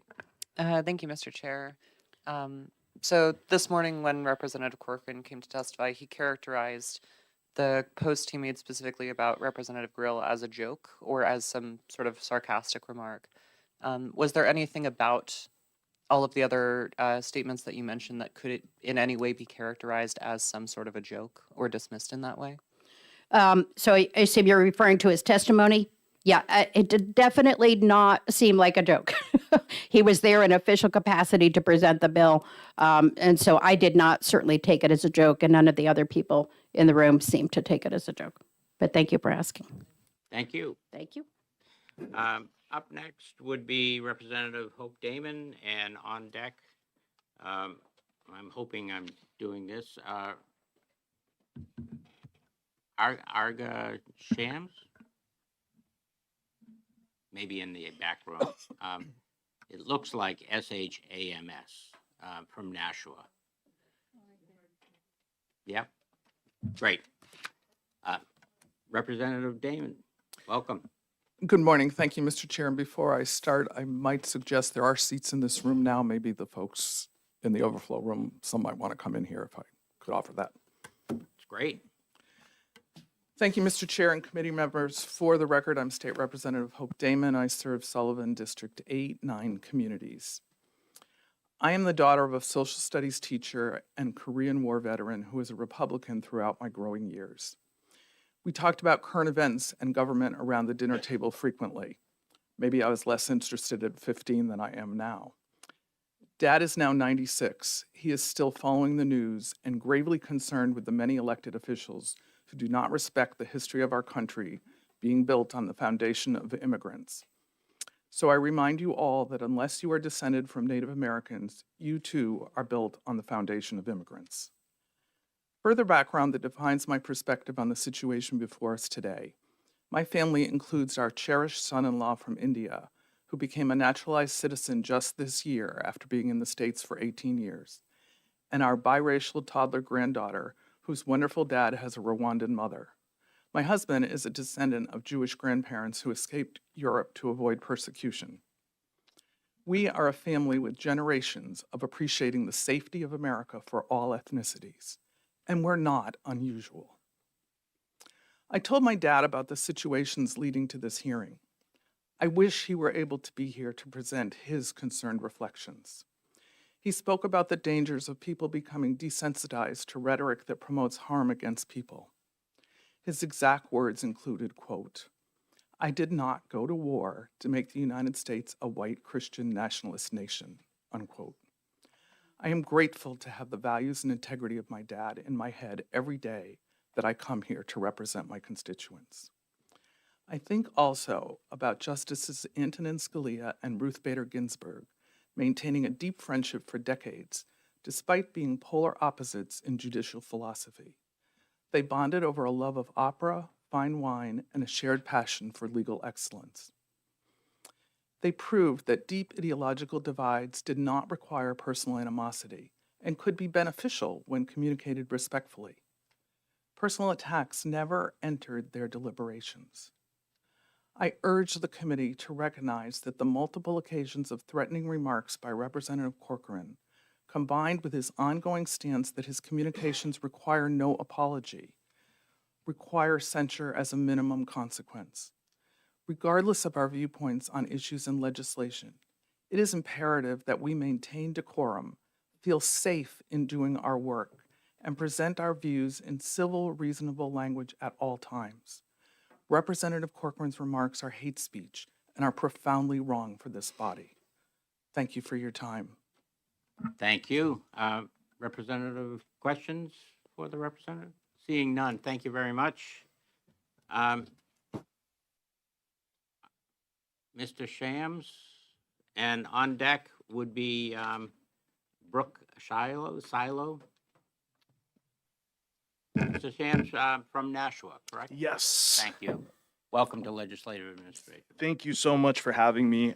Good morning. My name is Arya Shams. I am a first-generation American to Iranian parents, and I am a specialist in international conflict resolution. And I'm not here for Travis Cochran. I'm here for my neighbors. When people in this building talk about civility or free speech, they're kind of talking in the abstract. I am not. I have seen the literal physical endpoint where the language of final solutions lead. I have looked at the ground where neighbors who once shared coffee ended up in mass graves because they allowed the floor of their shared humanity to rot out from under them. History tells us a very specific story about how words turn into actions. It doesn't start with a gunshot. It usually starts with a casual dismissal. It starts with a neighbor saying something dehumanizing, and the community staying silent because they don't want to cause a scene. I've interviewed survivors who told me that the most terrifying part wasn't the first act of violence, but it was the silence after the first slur. That silence is a permission slip. When Representative Cochran uses the phrase final solution, he is writing that permission slip for the most radical elements of our society. We are currently trapped in a paradox of tolerance, the philosophical truth that if a society is tolerant without limit, its ability to be tolerant is eventually seized and destroyed by the intolerant. By allowing a member of this body to normalize a genocidal rhetoric under the guise of satire or trolling, you are not being tolerant. You are being complicit in the destruction of the very tolerance that allows this house to function. If we tolerate the demand for a quote-unquote final solution, we are effectively signaling for the end of a livable New Hampshire, one in which neighbors aren't openly murdering each other out on the streets. Travis Cochran speaks the loudest when he's behind a screen on X because it's the only place that still rewards his vitriol. Trust me, we've sparred. He won't ever tell you to your face because that takes conviction. He tells people to use racial slurs as a measure of protest, but we're curious why he won't say it himself. I'm here to tell you that my love for this state is not a whisper. It is loud, it is boisterous, and it is a fighter. Real love is not the absence of anger. It is the presence of conviction. It is the strength to meet hate head on and tell it we refuse to tolerate intolerance. This committee is the floor. If you do not hold this member accountable, you are telling every resident of this state their dignity is a secondary concern to a troll's performance. I'd tell him, if he had the spine to stick around in this room, that screen is gone, Travis. We see the blueprint you're following, and we are standing in your way. I urge this committee to choose moral clarity over the paradox of silence. Hold them accountable. Thank you. Thank you. Any other comments? Seeing none, thank you very much for your testimony. Requested Brooke Shiloh, and on deck would be Reverend Harmon. Welcome. Coming from Concord. Yes, thank you. I am Brooke Shiloh. I'm from Concord, New Hampshire, but I grew up in Tuftonboro. I'm a lifelong New Hampshire resident, and I am proud to be from New Hampshire because we have a strong history of collegiality and effective, practical, bipartisan government. Words have meaning, and Representative Cochran's clear reference to the Holocaust was a threat. His conduct demonstrates that he does not have the honor, the judgment, and the sense of responsibility required of our elected officials.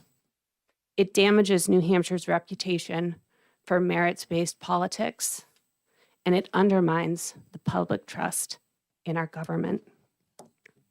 I am not Jewish, but my friends are, my colleagues, my mentors, my teachers, my classmates, my fellow volunteers, and my neighbors are Jewish. The Jewish community is an important and valuable part of our New Hampshire community. And from what I've heard today, Representative Cochran's behavior makes me profoundly sad because those members of our Jewish community cannot participate in their work, the community, and this legislature in the way that they should be able to. His behavior wastes our legislators' precious resources because it causes elected officials to think about their safety and whether his behavior will be tolerated. And there's no indication that a reprimand will stop this behavior. I feel strongly that our state government needs to take action to condemn Representative Cochran's actions. I urge you to take action and show that this kind of behavior is not acceptable in New Hampshire's legislature and to remove Representative Cochran. Thank you. Thank you for your testimony. Is that a written copy that you can leave with us? Sort of, yes. We'll sort of leave it with them. Reverend Harmon, and on deck would be James McKim.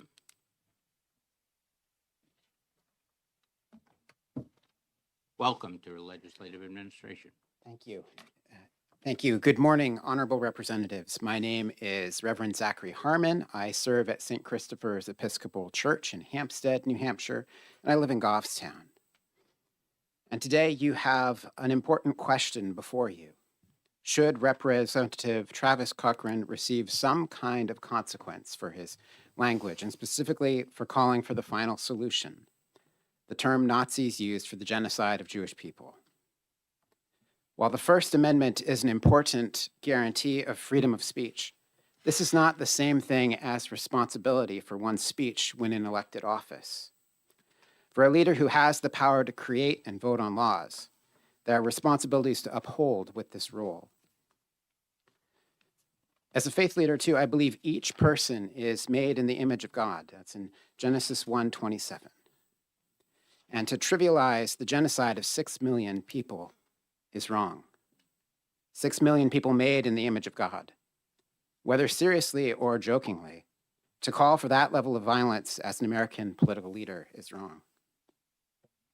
And as an example of what I'd like to talk about. There is this beautiful passage in this book, Life and Fate by Vasily Grossman. In the interest of time, I won't read it, but he was somebody who was Ukrainian Jewish, lost his mother to the Holocaust, also a scientist. And in it, he very, presciently foresees the efforts that people would go to make artificial intelligence, like these massive computers, and all the effort that we would go to just to have one computer able to act like one human in any way. And to think of the millions of people destroyed by Nazi Germany, that that's something not to trivialize. Millions of lives lost in the Holocaust. My own grandfather was born in Warren, New Hampshire, and an American World War II veteran in Europe. And I think it's horrific that these sacrifices and deaths of so many Americans and allies to stop the evils of Nazi Germany would be so trivialized by Representative Cochran's comments.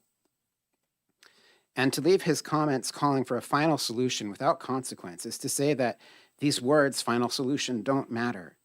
It is to say speech like that is okay or at least permissible from an elected leader, regardless of the harm it does. And it does do harm. It harms those to whom the speech is directed. And I believe it does harm, too, to the Jewish community who experienced the horrors of the Holocaust and carries those memories. In closing, I'd like to leave you with a thought from an Argentinian author, actually, Ricardo Piglia. In his novel Artificial Respiration, addressing the terrors of his own day, he wrote, "Words prepare the way. Words prepare the way." Freedom of speech, it is important, and it is a value that needs to be upheld. But when those words come from leaders, those words carry weight and responsibility. Leaving words like these uncensored or without consequence sets a precedent that others with ill intent will observe and note.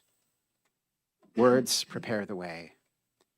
And this is why in leadership they must be handled with care and caution and responsibility. You're at 3 minutes. Thank you. That's Thank you very much for your testimony. No questions? Seeing none, thank you very much. Next, called up James McKim, and on deck would be Dr. Rob Spencer. Welcome to Legislative Administration. You're from Goffstown? I am, just as Reverend Harmon is from Goffstown. Noticed.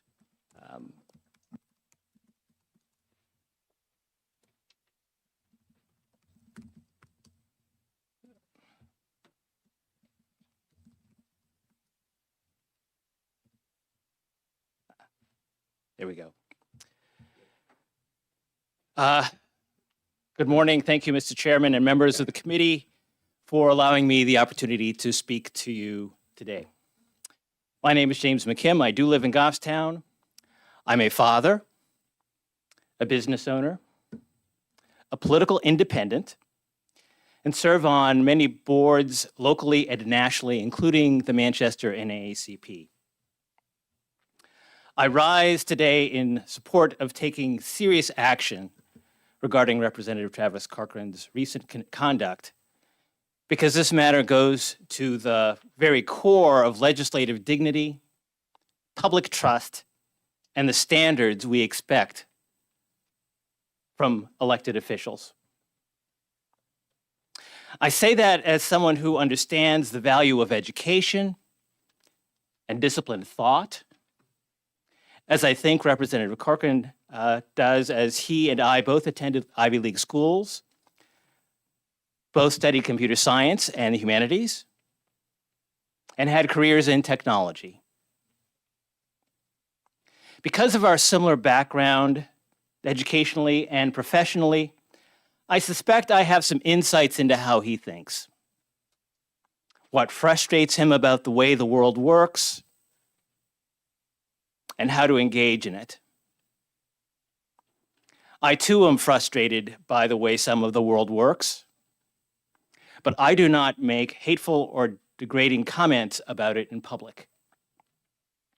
I would proffer that educational background and professional experience do not excuse behavior that can be seen as hateful, degrading, or incompatible with public service.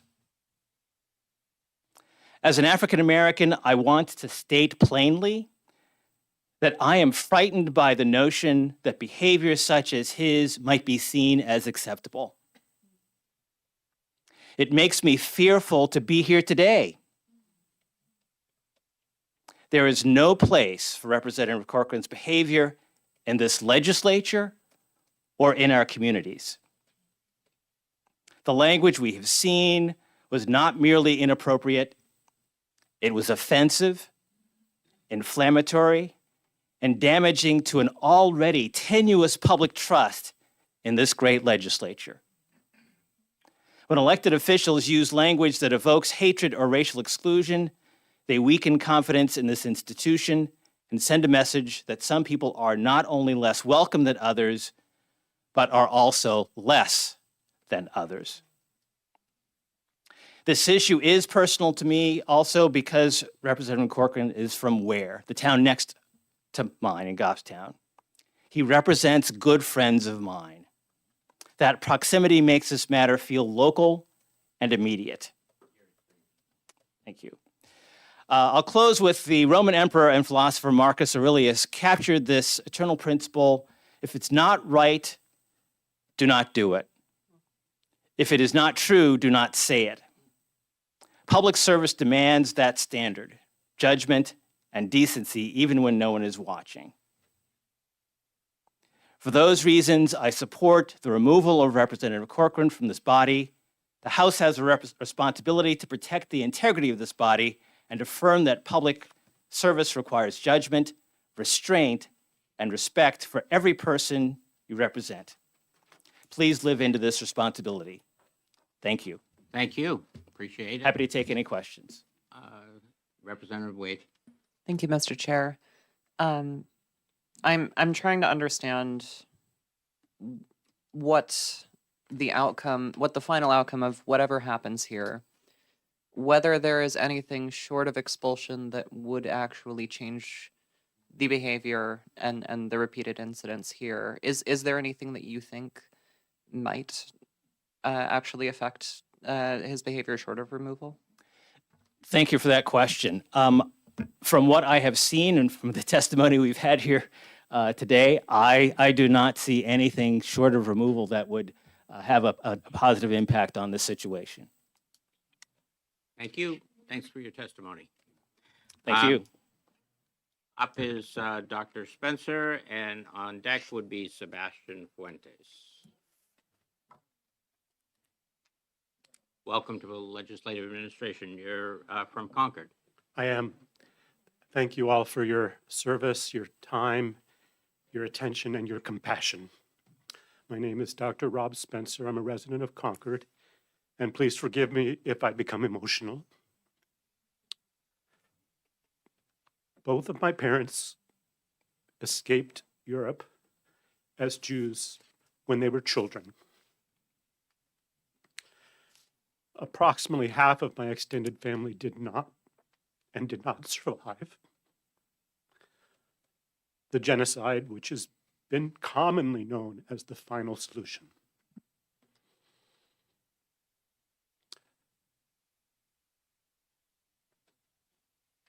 I also want to share with you that in 2023, about 3 years ago, on Father's Day here in Concord, on the sidewalk of Main Street, I was in the presence of over a dozen neo-Nazis dressed all in black with black masks, shouting epithets. And they saw me and identified me and called me rabbi as if it were a derogatory term, and said explicitly that they would have another Shoah, another word for the Holocaust. And I believe they chose that word specifically to cause hurtful feelings and harm. And I believe, given the testimony and given the context, that Representative Cochran chose his words as well. Lastly, I speak to you as a parent. Both my wife and Louise and I have raised 2 children here in Concord, in New Hampshire. And as a parent, we had both the authority and the responsibility in raising our kids to set boundaries, to make explicit consequences. I ask you to use your authority to execute your responsibility to do the same. Thank you. Thank you. Questions? Seeing none, thank you very much. Oh, Representative Wade, sorry, didn't see your No hand. worries. I just wanted to say thank you very much for sharing your story, and I'm very sorry for your loss and for that you had to go through that experience. Thank you for preventing it from happening to others. Thank you. Up is Sebastian Fuentes, and next on deck would be Nancy Brennan. Welcome to Legislative Administration, sir. Thank you, Mr. Chair and members of the committee. For the record, my name is Sebastian Fuentes. I'm an immigrant. And also, just to counter Representative Cochran's arguments, my IQ is higher than 100. I raised 4 kids in the North Country. I pay my taxes. I mow my lawn on Saturdays, go to church on Sundays. So I'm really, really working hard on that American heritage he talks about. I'm also aware that after, delivering testimony in front of you today, I'm going to become target of many white nationalists online that are going to attack my presence in this state and in front of you. But also I'm here today because there's a growing and undeniable pattern in our state house recently that we cannot ignore anymore. Over the past several years, we have seen repeated instances where members of this legislature have made remarks that are racist, sexist, anti-Semitic, xenophobic, and outright normalizes violence. We have seen comments suggesting that people with certain skin tones should carry identification. We have seen comments related to finding a final solution for our elected officials of Jewish faith. We have seen references to segregation casually invoked in political conversations. We have seen language tied to some of the darkest chapters in human history used against members of this body. We have seen private messages encouraging violence. And what happens next? Too often, very little. Maybe a headline, maybe an apology, not in this case for Representative Grill. Maybe a few days of public outrage, but rarely consistent accountability, rarely consequences that match the harm done. That inconsistency is the problem. Because when accountability depends on who you are, who do you know, or what party you belong to, then we're no longer operating under standards, we're operating under convenience. And people are watching. Granite staters right now are watching how this body talks about them. They're watching how legislators talk about each other. And more importantly, they're watching what happens when lines are crossed. Right now, the message that we send to them, you can say something harmful, offensive, or even dangerous, and as long as the political cost is manageable, you'll be fine. That damages trust, that damages this institution, and it makes it harder for people, especially those that come from underrepresented communities, to believe that this body respects them or represents them. This is not one party or one individual. This is about whether this legislative body is willing to set clear standard for conduct and actually enforce it. Because without that, we're not just tolerating bad behavior, we're making it normal. So the question is whether these incidents happen. We know they did. The question is, are you willing to create a system where accountability is consistent, transparent, and real? Thank you very much. Thank you for your testimony. Any questions? Just what town? Representative Turcotte? What town? Oh, sorry, my apologies. From Thornton, Grafton County. Thornton, Thornton. Beautiful town, you should visit. There we go. He mows his lawn. There we go. Thank you very much for your testimony.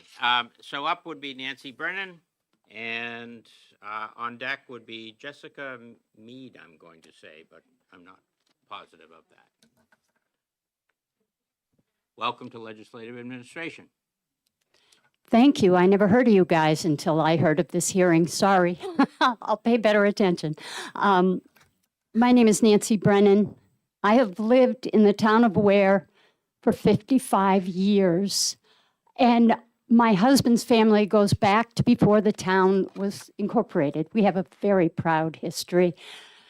Travis Cochran is my rep.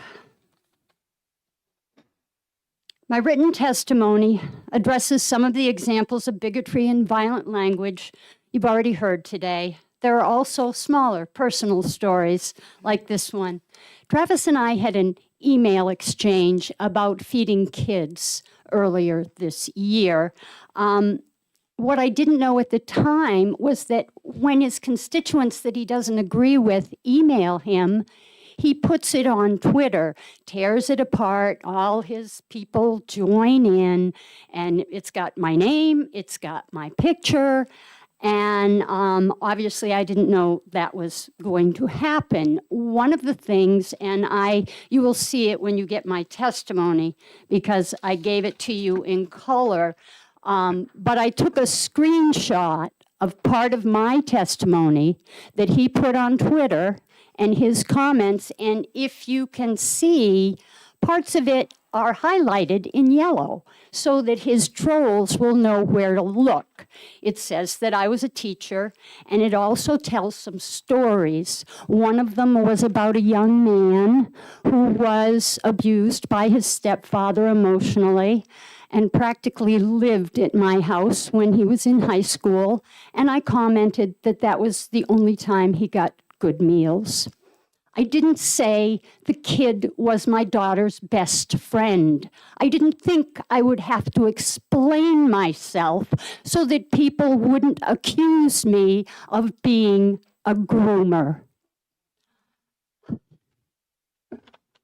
On the Twitter feed, Representative Houle wrote, "When did we start condoning middle school teachers spending time at the teacher's house with their students of the opposite gender? I'm very concerned. My concern is not about the food." And Cornerstone Action weighed in. This is the same issue with harboring gender insecure kids. I got a thick skin. I taught middle school. I did not comment. I'm not on social media. I didn't call him and say, "Hey, Travis, you got it wrong," because I know what happens. I see what happens. People in my town don't dare talk to him unless they are conservatives. A lot of people do not dare say, "This is how I want you to vote on this bill." You've heard a lot. You'll hear a lot more. I gave you a thick set of testimony, other things that have happened, like when he told me not to worry about public education because we'd need those buildings to house the freaks. What kind of representation is that? I hope you hold him accountable. The Speaker of the House and I had a back and forth when there was that thing on Juneteenth last year. I wrote a letter to the Speaker. I got 100 signatures saying this is wrong, and the Speaker said it would be handled. But I haven't seen it.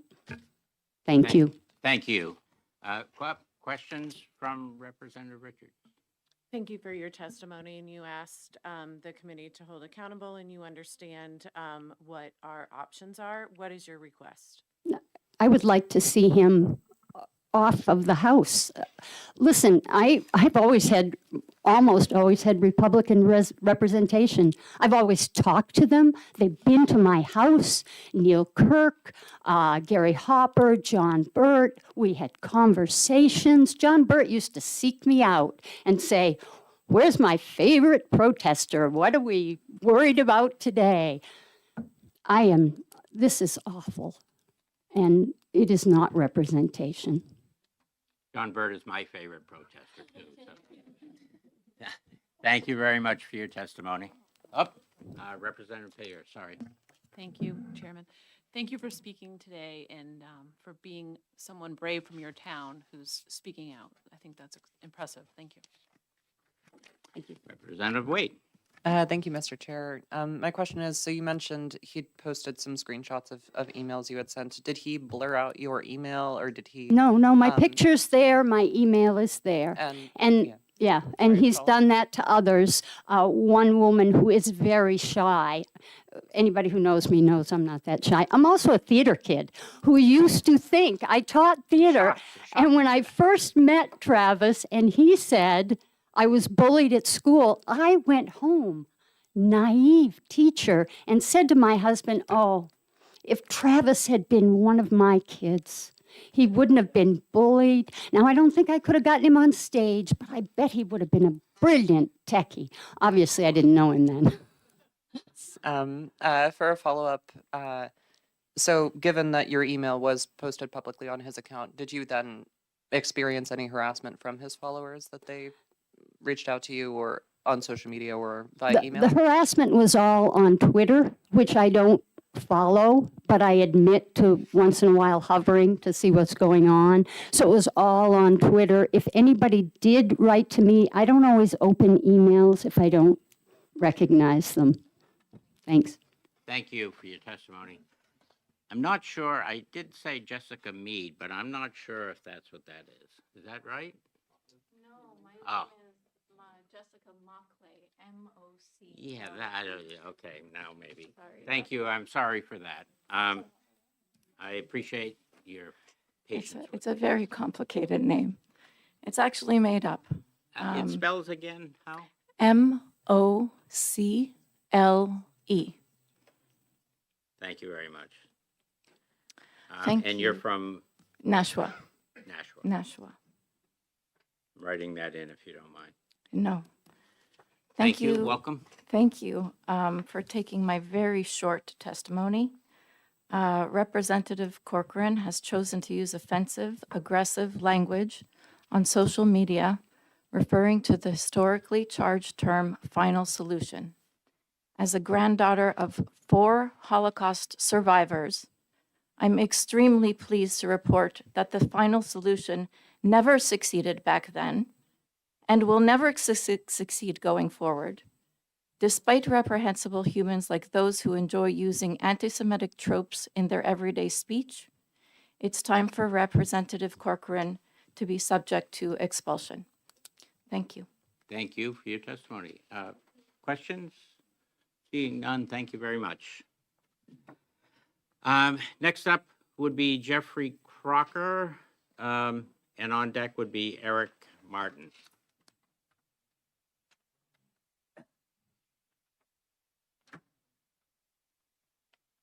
Welcome to Legislative Administration. Thank you very much.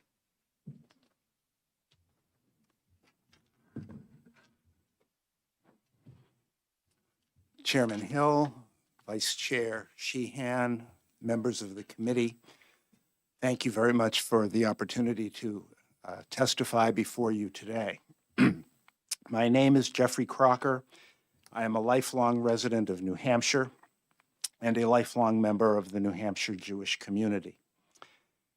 Final Solution was the name of the Nazi program to exterminate the Jews of Europe and other undesirables, a name born of evil and dripping with hate. I well remember the public discourse in which our elected officials and state officials have engaged during my life. It was a civil discourse. Civil discourse has been the New Hampshire way. Our public officials were role models for me and many others growing up in New Hampshire. In our nation and in our world today, we are seeing a large increase in anti-Jewish attacks and speech. Jew hatred, plain and simple. It is dangerous because we well know how hate speech leads to hate acts. Until now, however, I never thought I would experience or hear hate speech from a New Hampshire elected official. It is a cancer. It cannot be allowed to metastasize. It is not the New Hampshire way, and it is not okay. The recent use of the term final solution by Representative Cochran in response to the invitation he received from Representative Grill was inexcusable. Speaker Packard condemned Representative Cochran's words as unworthy of the dignity of our state legislature. Representative Cochran has expressed no remorse. It is true. The First Amendment guarantees our right to freedom of speech. However, as a body, our elected officials have a responsibility to model best behaviors that promote civil public discourse for our citizens and especially for our young people. Hate speech and offensive speech from an elected government official must not be allowed to become commonplace, and it must not be condoned. We must not be silent in the face of it. Those who are indifferent in the face of hate are just as responsible as the perpetrator. I urge your committee to take the strongest action you can within the scope of your powers to send a message that we do not tolerate this kind of conduct or speech from our government officials. We are proud of our New Hampshire heritage. We must be better than this. Thank you. Thank you. You win the award for the closest to 3 minutes. I'm not. I appreciate your testimony. A question from Representative Richards? Thank you for your testimony. May I ask what town you're from? Peterborough. Thank you. Peterborough. Grew up in Jaffrey, but from Peterborough now. Emigrated. Thank you, Albert. Thank you very much. I called Eric Martin, right? And on deck would be Mark Murray. I should let everyone know we have 5 pink cards left. Welcome to Legislative Administration. Thank you. Good morning. For the record, my name is Eric Martin. I serve as the Executive Director of the Jewish Federation of New Hampshire. I'm also a resident of Dover. So good morning, Chairman Hill, Vice Chair Sheehan, and members of the committee. As I said, my name is Eric Martin. I have the privilege of serving as the Executive Director of the Jewish Federation of New Hampshire, and I'm here today on behalf of our statewide Jewish community and in partnership with many interfaith leaders and allies who have stood with us in recent weeks. Thank you for the opportunity to speak. I want to begin by acknowledging that this hearing matters. It reflects that New Hampshire House recognizes the seriousness of what has occurred and the responsibility it holds to address it. What happens here will send a message across our state about what is acceptable in civic life. The phrase at the center of this matter, final solution, is not ambiguous. It is universally understood as the Nazi plan to systematically exterminate the Jewish people. 6 million Jews were murdered under that policy, along with several other million non-desirables in Europe. That phrase itself is synonymous with genocide. When that language is used in reference to a Jewish individual, it is not simply offensive, it is a direct invocation of violence. There is no context in which that language is acceptable in public discourse, and certainly not from an elected official. Some may argue the comment was rhetorical or hyperbolic, but intent does not erase impact, and the impact here has been real. Since October 7th, Jewish communities across this country, including here in New Hampshire, have experienced a sharp and deeply unsettling rise in anti-Semitism. Incidents targeting Jews and Jewish institutions have increased by over 300% since 2023 in New Hampshire alone. This is not abstract, it is happening here. As has already been stated, we've seen a neo-Nazi demonstration here in Concord. We've seen swastikas spray painted on a synagogue and minority-owned businesses in Portsmouth. We've seen white nationalist propaganda distributed at a synagogue in Bethlehem. These are just a few examples. I could go on, but in the interest of time, I will not. These are not isolated incidents. They form a pattern, and that pattern is being felt by our community. Synagogues are increasing security. Parents are having difficult conversations with their children. Community members are asking whether it is safe to visibly express their Jewish identity. To put it bluntly, our community is on edge. In that environment, words like this do not exist in a vacuum. They reinforce the sense that the hatred we are seeing elsewhere is taking hold here as well. In the days following this incident, I spoke with members of our community, people who are shaken, who are asking a simple question: what is being done? That is the question before you. It is made more urgent by the fact that Representative Cochran has not taken responsibility for his words. There's been no clear retraction, no apology, and no acknowledgement of harm. In fact, his response has only reinforced concern. This matters because accountability is not just about responding to the moment, it is about affirming a standard. When harmful language is used and left unaddressed by the individual, it becomes the responsibility of the institution to respond. I want to be clear that this is not about politics, it's not about party. It's about whether the New Hampshire House will clearly state that language invoking genocide, language targeting someone based on their identity, has no place in this body. You're at 3 minutes.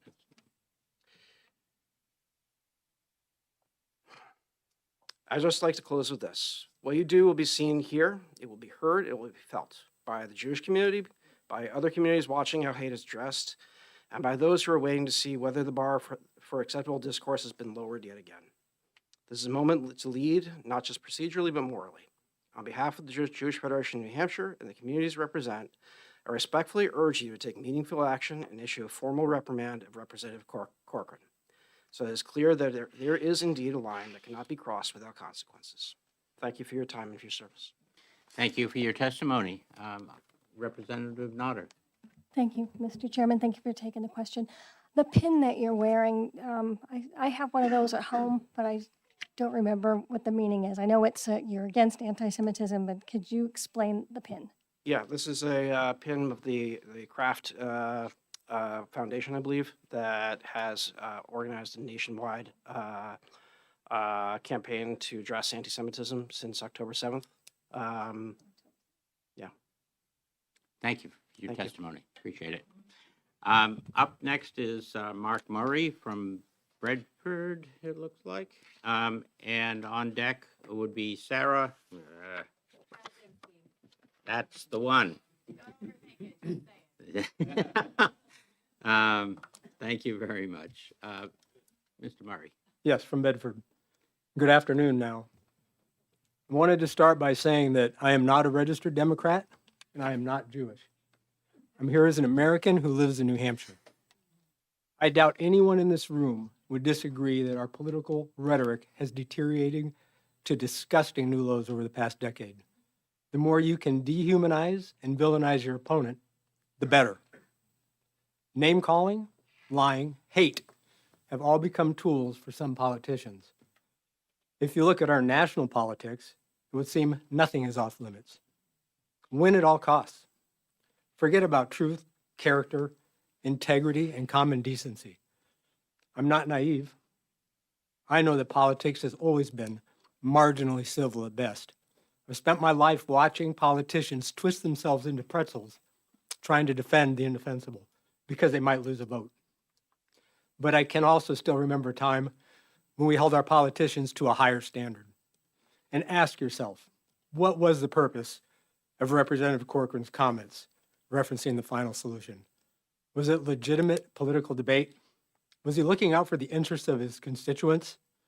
Or was it simply a personal attack intended to intimidate or even threaten a member of the legislature? Representative Grill grew up 3 doors down from our family. She went to school with our daughter. She was at our house many times. And I'm going to embarrass her and tell her I used to push her on the swing set. So now this hateful rhetoric wasn't just directed at someone on TV. It was directed at Jess. I'm beginning to wonder if this is just simply who we are. I hope not. I believe that if we have any chance to stop this type of rhetoric, it has to start at the local level. We need to vote for people who represent the values that we teach our kids, not those we feel we need to protect our kids from.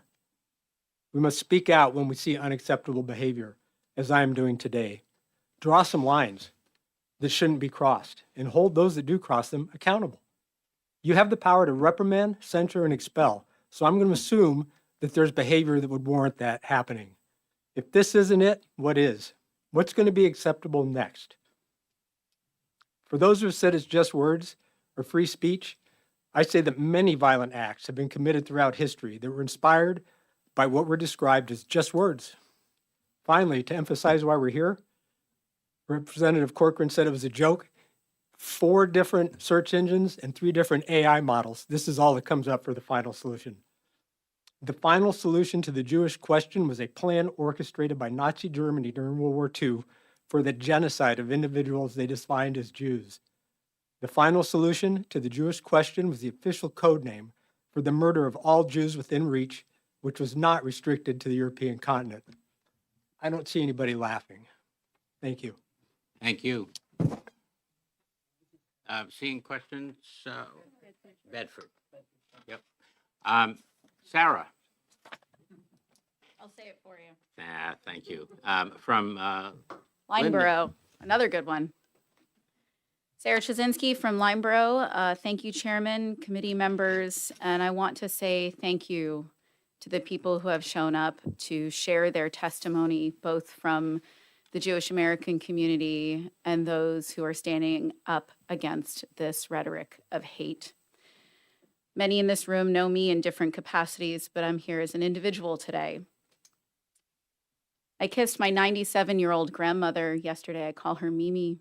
She's a Holocaust survivor. She's one of 800 or so that survived the Łódź or Lodz ghetto in Nazi-occupied Poland. I literally stood on the edge of the grave, the mass grave that my family was forced to dig under Nazi order, and narrowly escaped being in by a matter of 24 hours. This is not a joke. This is a reference to my family and a large majority of my family that didn't make it. Words hold meaning, and as community leaders, we hold a responsibility. The testimony today that you've heard, and I won't repeat it, shows that this is not an isolated incident, that this is a pattern of behavior. I implore you all to stand strong and hold zero tolerance for this kind of behavior, particularly this clear example of anti-Semitic language. I myself have been the target of this hate speech as well, and I understand that it ripples. You all have a responsibility to uphold the ethics and compliance of the rules of this body. I implore you to expel Representative Cochran for his pattern of behavior. And if you choose to not do so, you are then complicit with your signatures on this permission slip for others to behave the same. Please uphold, to the best of your ability, and stand strong with the community against this kind of rhetoric. Thank you. Thank you. Questions? I have one. Yeah. As far as you're concerned, then expulsion is the minimum? I believe if this was a one-time incident, then there's a conversation to be had. We've heard testimony today of multiple accounts of Representative Cochran's behavior. And so, yes, at this point, as someone who is a teacher, I'm a state certified teacher, I've taught middle school, I'm also a mother. There's a certain point at which behavior is no longer a conversation, and it needs to be held accountable. Thank you. Absolutely. Representative Turcotte. Not a question. I just want to make a statement for the benefit of the audience members who are still here.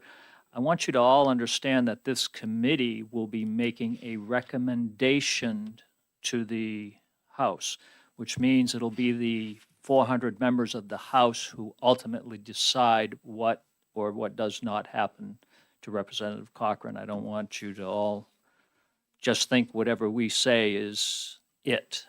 Which means based on the recommendation of this committee, we all need to write to our representatives as well. That might be a very good idea. It's an excellent point he makes. Thank you very much for your testimony. Appreciate it. Thank you all. Enjoy your day. Up next is Anthony Poor? Yes, that's me. Welcome to Legislative Administration, and someone had to be the last card, and it's Seth Starrett. Oh, goodness gracious. Welcome. Thank you. Those seats are for a while. Thank you for taking the time to Oh, I'm sorry. My name is Anthony Poor, and I live in Manchester, New Hampshire. Thank you for taking the time to review the actions of Representative Travis Cochran. As I said, my name is Anthony Poor, and I'm also the president and CEO of the New Hampshire Center for Justice and Equity. It's a local nonprofit, nonpartisan, apolitical organization with offices both in Manchester, and we work across our beloved Granite State. We believe and support our collective vision of a vibrant and flourishing and just and equitable New Hampshire. We recognize and appreciate our shared humanity and are committed to building a New Hampshire where everyone belongs and has the ability to thrive. We first became aware of Representative Cochran when he reacted to some of our work with our local Concord Chamber of Commerce in his social media post on X. In these posts dated June 2nd of 2024, Representative Cochran disagreed with our work and stated, "This is the enemy. This is who we fight." I also have images of the screenshots here that you can see. It's much more aggressive than what I've shared here. Representative Cochran has the right to disagree with our work, no doubt. However, he cannot and should not threaten harm against any organization and their people. It's simply wrong and unbecoming of the office. While these words can mean different things to different people, they are particularly concerning when we learn more about Representative Cochran's history of threatening behaviors in the past, in part prompting his move here to our beloved Granite State. And I also have a link to an article here. It's titled, the article is "Arlington Man Loses Gun License Due to Blog About Tucson." Yes, sir. In January and February 2025, Representative Cochran posted extensively on social media about a bill he sponsored to revoke the tax exempt status of numerous nonprofit organizations across the state. These posts called for harm to not only our organization, but to many other nonprofits across New Hampshire. In these posts, Representative Cochran specifically identified street addresses of organizations and in some cases our individual board members' home address. A post in January 25th said, "There are dozens and dozens of New Hampshire NGOs and people that we need to specifically harm." In response to these activities, our own organization enhanced our security protocols, which included financial investments in equipment, software, training, and private security at all of our public events, taking irreplaceable resources away from serving New Hampshire's some most vulnerable populations. It's been disappointing and distressing that in the Granite State, where we pride ourselves on being able to disagree while remaining civil, our actions felt necessary for the physical safety of our team, who frankly are a combination of young people, high school interns, college folks who are just trying to do good. The fact that our actions to protect the well-being of our colleagues are in response to an elected official is even more concerning, if not more threatening. Also concerning is how these activities do not uphold the core principles of ethics and of the general court. In particular, I'm talking about Principle 3 and Principle 4. And for the purpose of timing, I will not review those. Representative Cochran's actions towards our organization and many, many others make it difficult to have confidence in the integrity of our legislature, having been treated in such an undignified and disrespectful manner. We appreciate this committee's commitment to accountability and taking seriously our and others' input during this committee meeting. And again, my testimony's here, and I have screenshots of those and additional if you'd like. Any questions? And you will leave the testimony with? Yes, sir. I absolutely will. Yes, ma'am. Appreciate it. Representative Wade. Thank you, Mr. Chair. Those comments that you mentioned about specifically targeting harm at your nonprofit and other nonprofits, was that to the extent that your organization considered any form of legal action? And would that have been any different if it were an elected official versus a private citizen? Our reaction may not have been any different had it been a regular citizen as opposed to an elected official. And what I mean by that is this. We had to invest thousands of dollars into special locks, into the EJIC security system, and having private security no matter where we go, just so my young folks felt safe to go to work every single day. Did it make it more threatening or have a greater impact on us because it was an elected official? Absolutely. 100%. Because if those folks feel as if they have the right to say and do what they feel free, why wouldn't anybody else who's in a non-power position? So I will say this, and I know my time is up. It's very scary when you have to confront such threats and have to walk people to their cars every single day to where they can be made to feel safe. We shouldn't have to work in an environment, particularly when our nonprofit organizations step up every single day and oftentimes fill the void left behind by state government. It's not right. Thank you. Thank you. Hold on, Mr. Oh, yes, sir. Sir. Thank you, Mr. Chairman. Thank you for Representative taking the question. One simple question. Certainly. When the representative attacked your nonprofit organization, Yes. which authorities did you report that to? Department of Justice and the Civil Rights Unit directly with Sean Locke. We have a running portfolio of these kinds of threats that we keep and report directly to the Department of Justice. We work incredibly closely with not only the Civil Rights Unit and Sean Locke, Colonel Hall and our Major Crimes Unit, as well as others at our local and state police.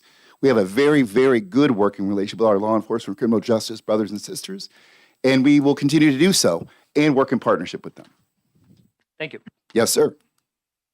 Thank you again. Yep. Seth Starrett.